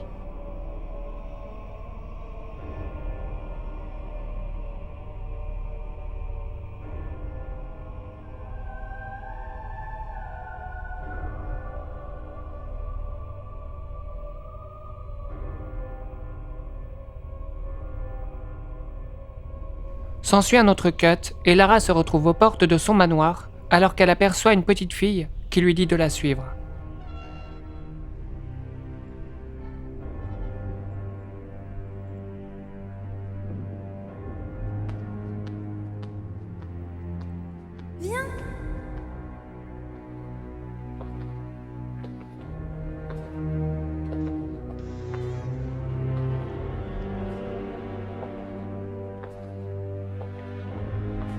Celle-ci entre dans la bâtisse et rejoint la bibliothèque où se trouve son père, que la petite fille enlace tendrement. Cette petite fille se trouve être en réalité Lara adulte, ou plutôt la représentation de sa volonté.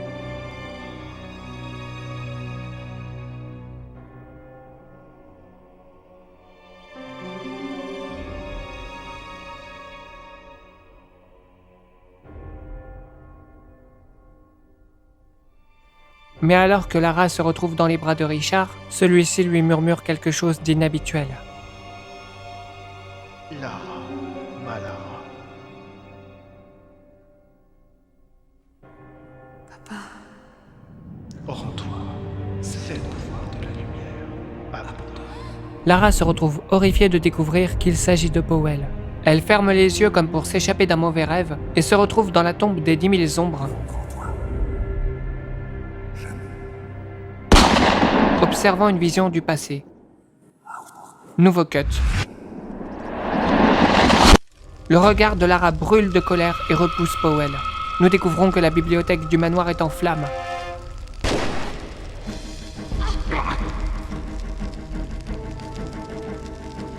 La jeune Lara est apeurée.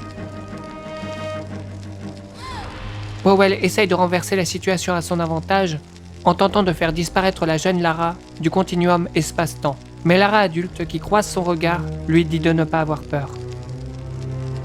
N'aie pas peur. Oh, je pense que vous devriez avoir peur. Vous allez mourir. Vous êtes morte dans un feu comme celui-ci. Vous n'avez jamais vécu. Dans vos rêves. Finalement, Lara et la jeune Lara du passé unissent ensemble leur volonté pour faire disparaître celle de Powell qui brûle à son tour.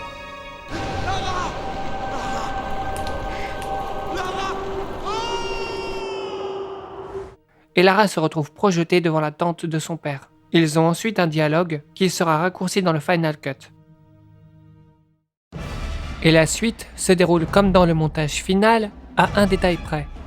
C'est à ce moment qu'elle devait dire la réplique qui se trouve dans les trailers. This is where I start to have fun.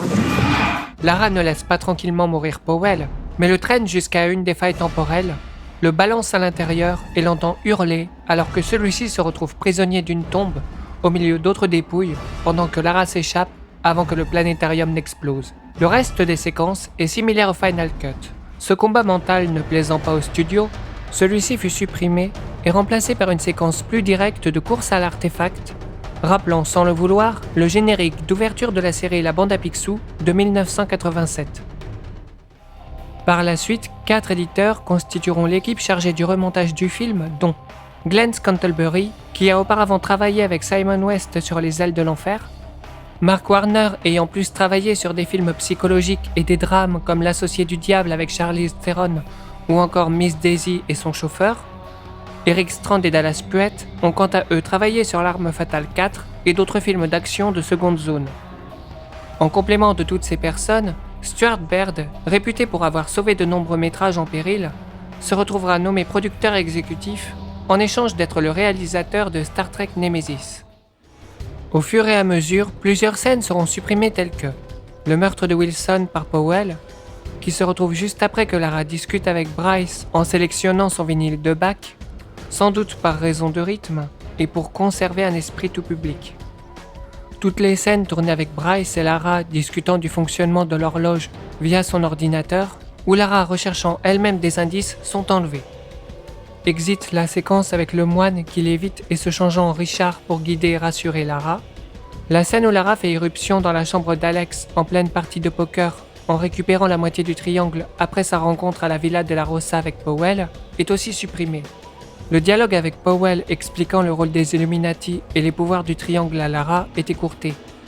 Un dialogue avec la petite fille cambodgienne devant se transformer en vieille femme et l'avertissant du danger de la tombe de la lumière qui danse est enlevé. Ces scènes, pour la plupart essentielles au métrage et le changement pour une fin plus rapide, supprimeront à la fois les enjeux et le background nécessaire à l'histoire du film. En revanche, une scène peu utile où Lara prend sa douche au Cambodge a été supprimée. Sa grande sœur s'est retrouvée plus édulcorée. Elle devait être plus révélatrice qu'elle ne l'est, avec une doublure pour une scène plus frontale. Les scènes ont par la suite souvent été changées de place ou bien modifiées dans le montage. Par exemple, le meeting des Illuminati présent au tout début du film dans le screenplay s'est retrouvé catapulté à la 7e minute du film après que Lara ait pris sa douche. L'idée de base de Simon était de commencer le film par quelque chose d'intrigant pour le spectateur. Les scènes entre la jeune Lara et son père dans la bibliothèque seront remplacées par un montage expliquant à moitié la légende et la position de la première pièce de l'artefact via la lettre découverte par Lara, mais en version très écourtée. La séquence de flashback avec la jeune Lara, où son père lui raconte la légende du triangle de lumière, est changée de place, et ne se retrouve plus au moment où Lara découvre l'horloge, comme il était prévu, mais à la fois dans son rêve et dans la lettre de son père en montage, sous forme de flashback et très réduite en explication. Une scène d'ouverture créée en images de synthèse pour présenter le titre sera également abandonnée par raison de rythme. Au fur et à mesure des nombreuses séances tests avec la Paramount, des meetings et de l'édition, le film se retrouve charcuté de 38 minutes de scène en la version de 1h32 que nous connaissons aujourd'hui, que la Paramount trouve alors suffisamment cohérente pour être distribuée. Et cela, même si les effets spéciaux ne sont pas tous terminés.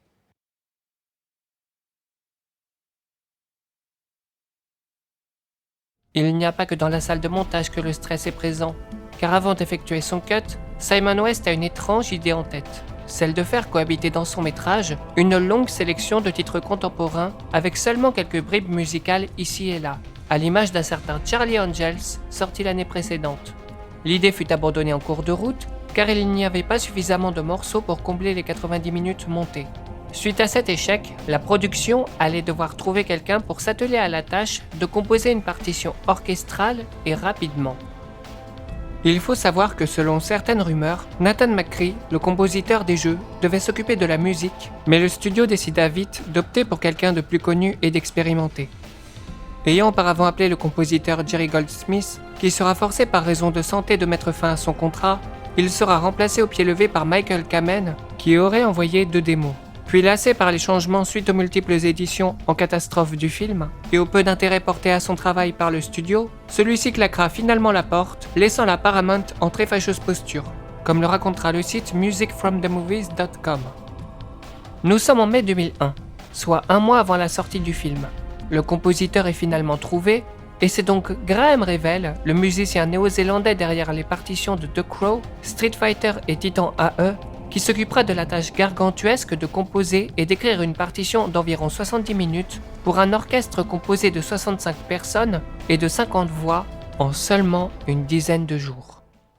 C'est ce que je décrirais comme une situation de panique, a déclaré une source au magazine de musique de film ce matin.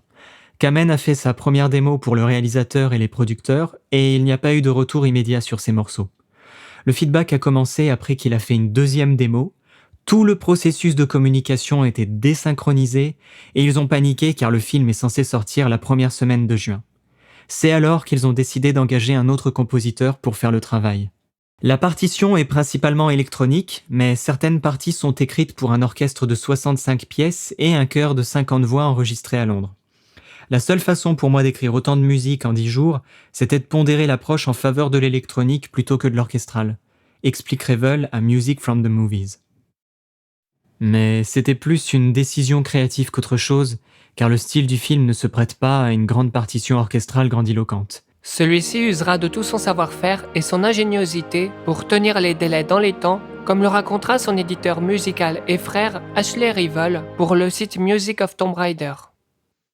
Dès que Graham a obtenu le contrat, il s'est immédiatement mis à écrire des démos pour le thème et les principales notes de repère, élaborant les sons exotiques de la partition en 3 ou 4 jours.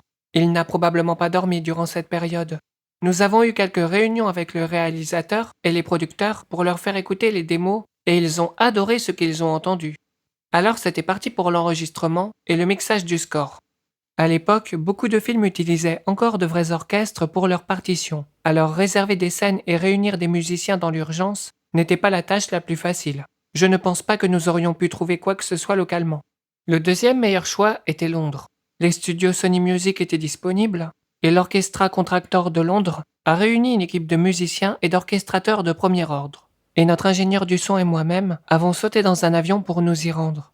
Graham s'est dit qu'il n'avait aucun moyen d'écrire le reste de la partition s'il venait aussi. Il a donc jugé préférable de rester dans son studio, où il était à l'aise et pouvait travailler le plus possible. Nous avions élaboré un plan et il était plutôt bon. Graham continuait à écrire et envoyait les fichiers MIDI de ses maquettes aux orchestrateurs à Londres. Je pense que nous avions 6 orchestrateurs au total. Ils travaillaient jour et nuit dans les arrière-salles du studio. Pendant ce temps, nous enregistrions l'orchestre en 2 sessions par jour. Nous enregistrions les multipistes directement sur Pro Tools, puis nous envoyions toutes les données pendant la nuit au studio Capitol à Los Angeles. Un disque dur était envoyé au studio de Graham, où notre ingénieur du son mixait l'orchestre avec toutes les autres merveilleuses pistes électroniques que Graham avait créées. Graham devra également réécrire une partie de sa partition pour la scène finale, qui durait approximativement 4 minutes, qui sera rejoutée par Simon West avec seulement des indications visuelles du studio. La partie de la sélection musicale est constituée en grande partie d'artistes électroniques de l'époque, tels que Fatboy Slim, Basement Jaxx, Groove Armada, Fluke, Moby, mais aussi des artistes de rock industriel comme Nine Inch Nails qui écrira et composera Deep spécialement pour le film. U2 signera son grand retour aux côtés de l'héroïne en proposant un remix plus péchu de Elevation provenant de leur 10e album studio All That You Can't Leave Behind, sorti en 2000. Il en existe un second nommé Elevation Influx Mix qui est diffusé au moment où Lara arrive au village cambodgien. D'autres artistes plus confidentiels, tels que le duo canadien Delirium ou le groupe de world music Vass, ajouteront une touche de New Age à la sélection, tandis que l'artiste R&B hip-hop prestigieuse Nelly Furtado sera de la partie avec un remix featuring du tube Get Your Freak On de la rappeuse Missy Elliott. Des associations pour le moins étranges mais étonnamment efficaces qui se produiront de manière intradiégétique et extradiégétique dans le montage final. Le projet a été conçu par les producteurs Peter Afterman et John Patrick de Elektra Records. Il se devait à la fois de trouver une sélection d'artistes intéressants, mais qui fonctionnerait musicalement avec l'esprit du film. Il ne s'agissait pas de produire une simple compilation, mais de réussir à proposer au public des artistes dont ils avaient entendu parler, mais pas forcément acheté la musique, comme ils le racontent tous deux dans le magazine Billboard. Il y a 2 façons de s'attaquer à une bande sonore, dit Kirkpatrick, qui est aussi le vice-président et l'AR d'Elektra. On peut se dire, faisons plus de films pour pouvoir sortir des compilations, ou vous pouvez être très sélectif et essayer de trouver des projets qui utilisent la musique de la bonne manière et qui ont un impact culturel suffisant pour que les gens, les artistes et toutes les personnes impliquées s'y intéressent. Nous avions besoin d'un son particulier pour ce film, et les artistes que nous avons choisis pour nous donner ce son sont heureusement aussi les artistes qui intéressent le public principal du film. Nous ne pouvions pas choisir un morceau des Rolling Stones ou quelque chose comme ça, car cela n'aurait tout simplement pas fonctionné. Afterman ajoute « Mon espoir pour la bande originale serait d'exposer beaucoup de gens à cette musique. Beaucoup d'artistes sur ce disque sont connus, mais peut-être que les gens ne sont pas allés acheter un album des Chemical Brothers ou un CD de Moby. Les bandes originales peuvent le faire. » Simon West a par ailleurs montré tout son support durant la mise en place de ce projet musical, comme le raconte Peter Afterman. Nous savions que le réalisateur, Simon West, était favorable à toute cette musique. Il a été très généreux et nous a permis de prendre des séquences de son film, des scènes non coupées, non montées, et il nous a laissé y mettre de la musique, temporairement, pour montrer aux artistes à quel point la musique allait être importante dans le film. C'est extrêmement peu conventionnel. Les réalisateurs ne laissent pas sortir ces séquences. Ce geste a finalement réussi à convaincre Trent Reznor du groupe Nine Inch Nails, qui était au départ peu emballé par l'idée. Je suis un fan de jeux vidéo, mais je ne suis pas un grand fan des films de jeux vidéo. Il n'y a pas beaucoup de succès dans ce domaine. Je n'aime pas non plus qu'on prenne un tas de chansons pop, qu'on leur colle le nom d'un film et qu'on appelle ça une bande originale. J'avais donc un œil méfiant.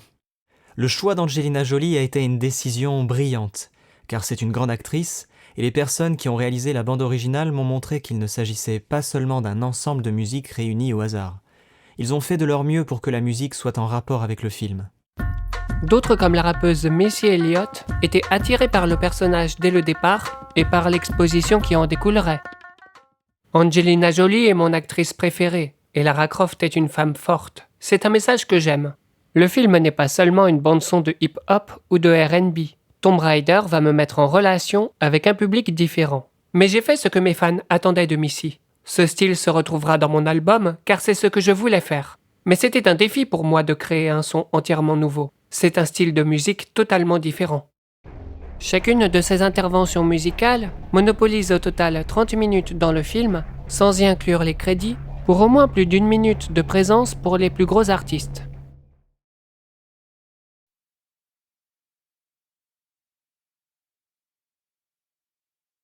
En parallèle se déroulera une vraie bataille pour savoir qui sera crédité en tant que scénariste sur le film.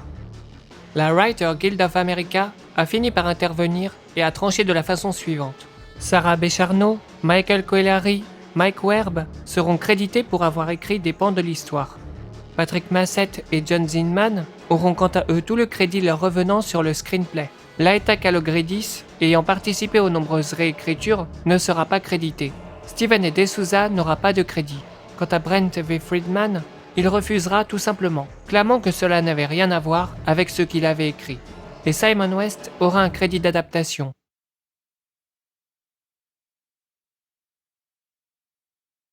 Malgré toutes ces fixations de dernière minute pour coller au plan de la Paramount, alors que la sortie est imminente, l'heure est au regret dans les bureaux de la direction. Sherry Lansing, comme elle l'expliquera dans sa biographie, traîne un sentiment qui croît en elle depuis le visionnage du cut de Simon West et depuis plusieurs années. Celui que la qualité du métrage, dans lequel le studio s'implique, n'a aucune importance si le marketing qui va avec est bien huilé. Elle confiera ses peurs à son co-président et expert marketing, Robert Friedman. Ne t'inquiète pas, tout va bien se passer. Qu'est-ce que tu veux dire? Je ne sais même pas de quoi le film parle. Je peux toujours le vendre. Nous allons ouvrir à 40 ou 50 millions, et après nous ferons 2,5 ou 3 fois ce score au total. Tu peux dépenser tout cet argent pour améliorer le film, mais cela ne fera pas la différence sur ce que ça nous rapportera. Je ne peux pas penser ainsi. Et si c'était le cas, quel serait le but de mon travail? Ainsi, pour sauver les apparences, le marketing de la Paramount déploie pendant des mois la grosse artillerie afin de vendre son film comme la plus grande aventure de l'année. Et des partenariats, il y en aura. La marque de soda Pepsi profitera de quelques spots dans la période mai-août. Toujours dans les sodas et en partenariat avec l'héroïne depuis 1998, Lucozade se renommera en Larazaide le temps de la promotion du film. La compagnie de téléphone Ericsson aura quelques-uns de ses produits dans le film, dont le casque-oreillette et le téléphone utilisé par Lara. Et la marque de véhicules Land Rover profitera d'une de ses Jeeps utilisée dans le film par Angelina Jolie. Le fabricant de jouets Playmates, fort d'une collaboration réussie avec la marque Tomb Raider dès 1998, reprendra le couvert en proposant plusieurs jouets et poupées dérivés du film. Angelina donnera ses mensurations pour leur conception, bien que n'étant pas très à l'aise avec le concept d'avoir une représentation de plastique, de peur que les enfants lui fassent subir 1001 mésaventures. Quelques livres sortiront, dont une novélisation écrite par Dave Stern qui sera traduite en plusieurs langues, un tech-book parlant des accessoires du film et un guide du film détaillant sous une lumière positive la production.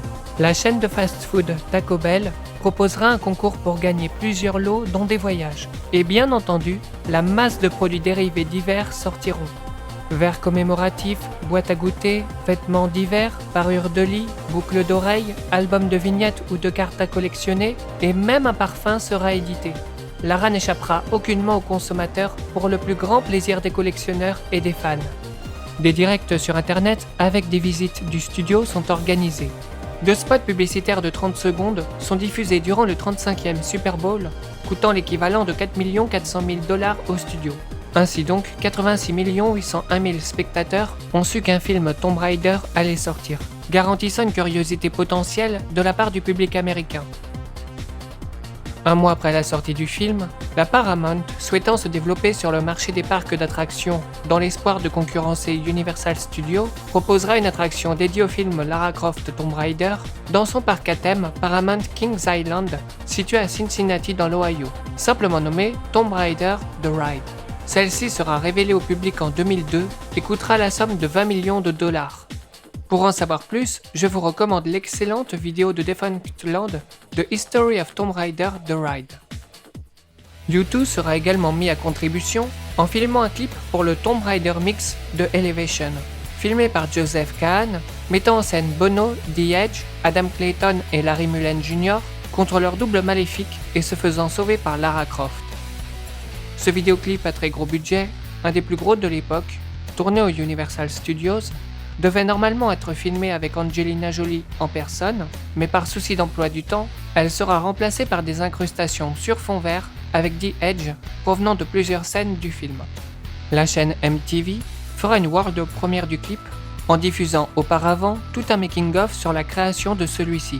Le single sortira évidemment en plusieurs éditions.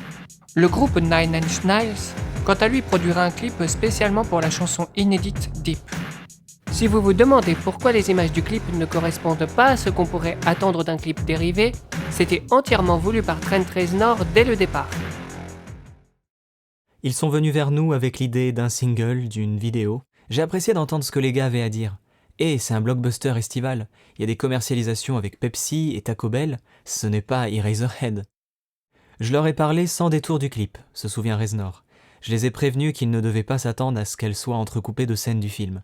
Il se suffirait à lui-même. S'il y avait un moyen de le lier à Tomb Raider, alors ce serait une façon unique de le faire. Il ne s'agissait pas de me voir chanter devant un écran bleu avec des cascades de moto en arrière-plan. Electra Entertainment et Warner Electra Atlantic sortiront 2 albums. Lara Croft Tomb Raider Original Motion Picture Soundtrack, qui contiendra quasiment toutes les chansons utilisées dans le film, et l'album Lara Croft Tomb Raider Original Motion Picture Score. Mais celui-ci sera pressé à la va-vite avec un défaut de taille. Le nom des pistes se trouve être inexact, malgré que le compositeur ait tenté d'avertir la maison de disques en vain. Il finira par écrire sur son site web l'explication suivante.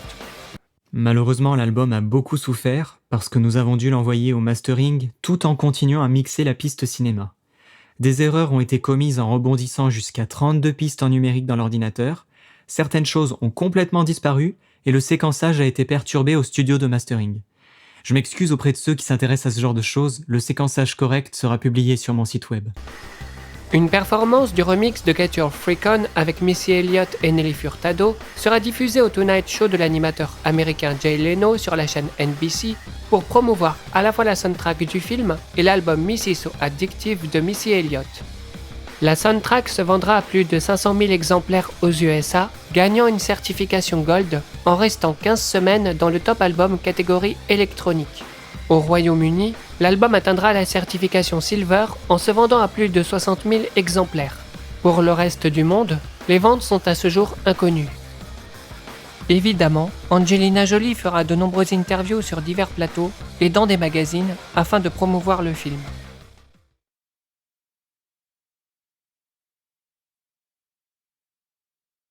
La première de Lara Croft Tomb Raider se déroulera le 11 juin au Westwood Los Angeles Theater de Los Angeles avec de grandes stars et toute l'équipe du film. Il sortira quelques jours plus tard au cinéma.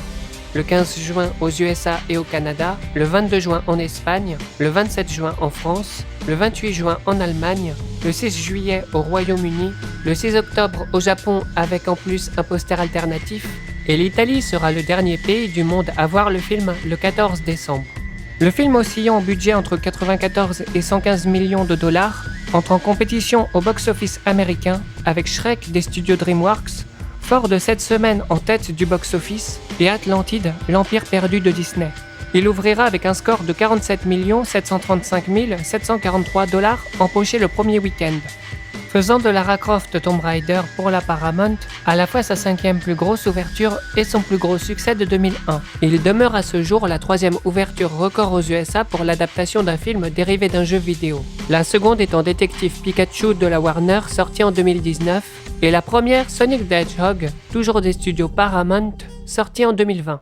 Les recettes totales du film s'accumulant à 274 733 340 $ dans le monde. Il sera également le plus gros succès d'un film avec une femme dans un premier rôle depuis Aliens de James Cameron avec Sigourney Weaver. Si du côté du box-office tout semble être au beau fixe, Du côté des critiques professionnels, le film se fait massacrer et parfois injustement. Les différents journalistes reprochant le côté over the top du film, son manque de créativité, un scénario faiblard sans aucun sens, ainsi qu'un montage épileptique. La performance d'Angelina Jolie ressort comme étant le point positif du film. La réception du public, quant à elle, semble être un peu plus favorable. Du côté du Cambodge, le film déplaira fortement à son gouvernement, comme l'écrira le New York Post.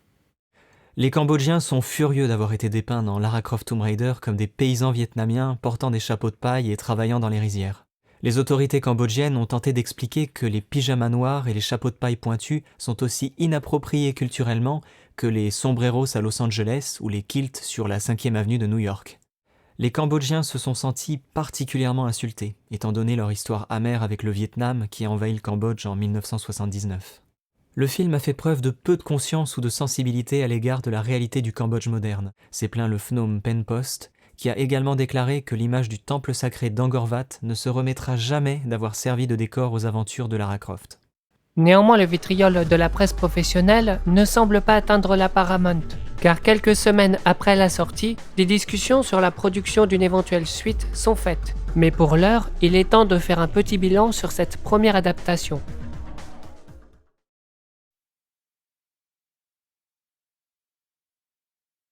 Bien que le long métrage de la Paramount possède de nombreux défauts, à cause en partie de son scénario tronqué et de ses décisions prises sur le vif, il représente pourtant bien dans son esprit le côté exotique et over the top des premières aventures de la Lara Croft de Core Design.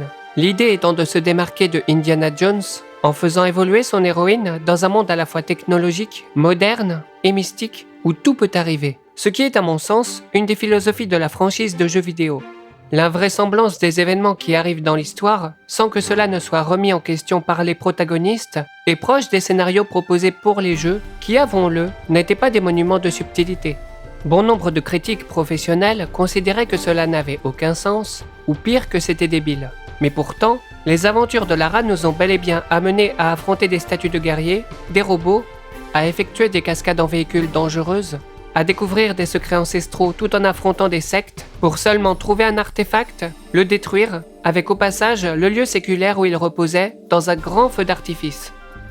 Il garde même à l'esprit les intentions originales du premier Tomb Raider en ne faisant pas tuer à son héroïne de vie humaine avec ses balles. Lara Croft, jouée par Angelina Jolie, est un mélange du côté froid et fun de la Lara classique et du sex appeal de la Lara publicitaire de Eidos. Ce n'est pas pour rien que l'actrice ait expliqué avoir utilisé des expressions des renders de l'époque pour lui donner vie, en plus d'avoir écouté la voix de Shelley Blonde pour réussir à imiter l'accent britannique. Yeah, I mean, I absolutely wanted to do right by all the fans of the game, and didn't want to change her too much. So we wanted to, there's things that are very specific to her. We wanted to make sure we got them right, and we also wanted to figure out all the things you didn't know about her and make sure we try to make her real. But yeah, there are very specific physical things about her. There's very specific ways she looks, also what things she does, little just mannerisms. So we tried to study those things. Le tournage fut en somme un vrai défi qu'elle a su relever avec brio.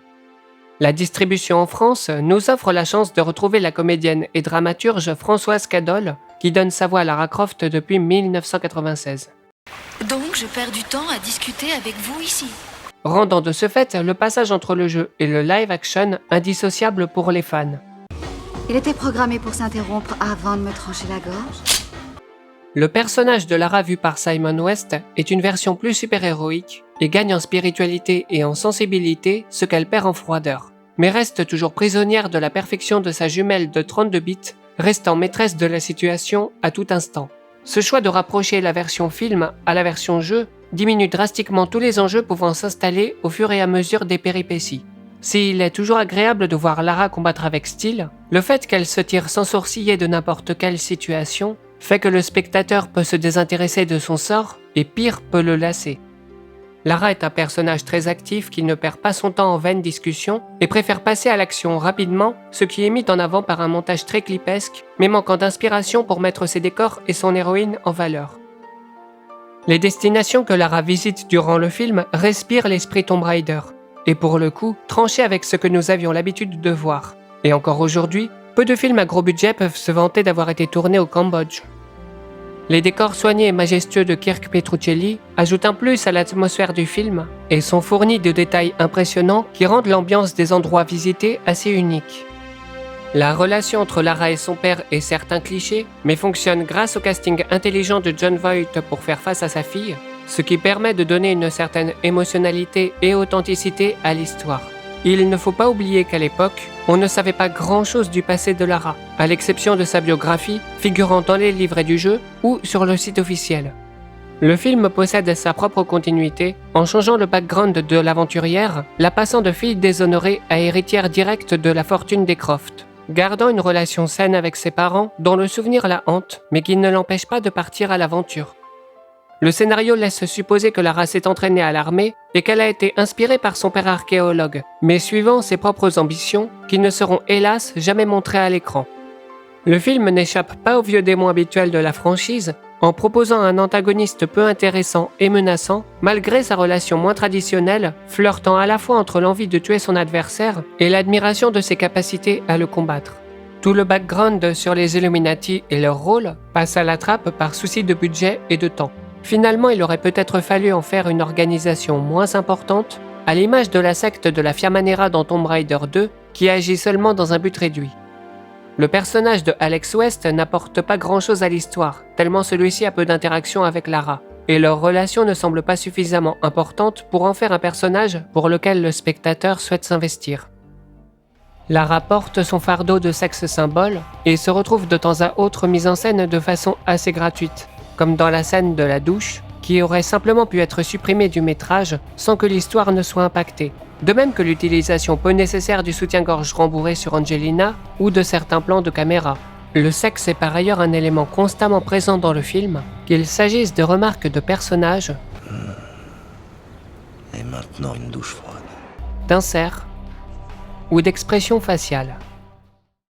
La musique discrète de Graham Revell fait son travail et se révèle être de bonne facture pour qui apprécie les morceaux à prédominance électronique, world music et symphonique. J'apprécie particulièrement le thème principal, celui du Cambodge, et des moments émotionnels. L'OST du film est une vraie capsule temporelle des styles présents à la fin des années 90, début 2000, que j'apprécie réécouter pour la variété de ses productions et son côté très dynamique. Elevation de U2 et Deep de Nine Inch Nails restent des tubes, mais d'autres pistes comme Terra Firma de Delirium, Edge Hill de Groove Armada ou Song of Life de Leadfield méritent aussi d'être mises en avant. Malgré que j'apprécie cette adaptation, le film aurait selon moi gagné à posséder les points suivants. Le passé de Lara aurait pu être montré ou mentionné d'une façon ou d'une autre, comme avec un flashback de l'événement clé qui l'a poussée à devenir aventurière, pourquoi pas en ouverture. Ensuite, la montrer en compétition avec Alex West pour les moulins à prière, ce qui aurait permis d'installer leur relation et son style de vie. L'avoir échoué à un moment soit en se faisant capturer comme dans les jeux, ou bien en se faisant battre lors de la récupération d'une des parties du triangle, aurait aussi pu montrer qu'elle n'est pas infaillible et reste avant tout humaine. Les 3 tombes prévues au Cambodge, à Venise et en Sibérie auraient permis de montrer plusieurs séquences mettant en avant les multiples ressources de Lara pour résoudre des puzzles. La légende du peuple de la lumière, si elle avait été présentée de façon complète comme dans le script, où une dizaine de pages lui sont consacrées, aurait permis d'installer tous les éléments pour en faire un mystère palpitant. Le climax dans la 4e dimension aurait dû être conservé. Il proposait certes quelque chose de très particulier, mais qui aurait pu être visuellement assez intéressant, en plus de montrer ce que Lara ressent au plus profond d'elle-même. Peut-être qu'un jour Simon West nous montrera cette fin prévue, lui qui voulait à l'époque proposer une version alternative en DVD avec son montage. Mais avec la Paramount qui nous resserre le même contenu depuis 2001 avec à chaque fois le minimum possible, il ne faut pas espérer.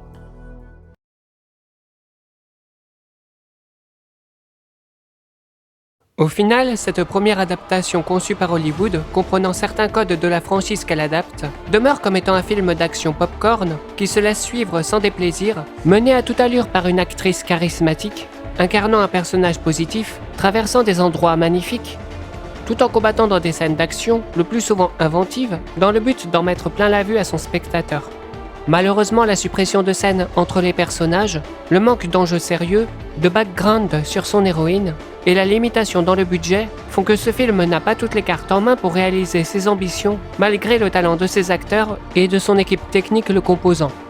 Les débuts au cinéma de l'héroïne de Core Design auraient pu mieux se dérouler, mais avec un contrat garantissant 2 films supplémentaires et un succès au box-office, la Paramount et ses producteurs avaient toutes les chances et le temps pour apprendre et corriger leurs erreurs. Y sont-ils parvenus ? Pour le découvrir, rendez-vous pour la partie 2 qui sera consacrée à la production du second film Lara Croft Tomb Raider, le berceau de la vie, et à l'impact que la duologie de films a eu sur sa franchise et au-delà.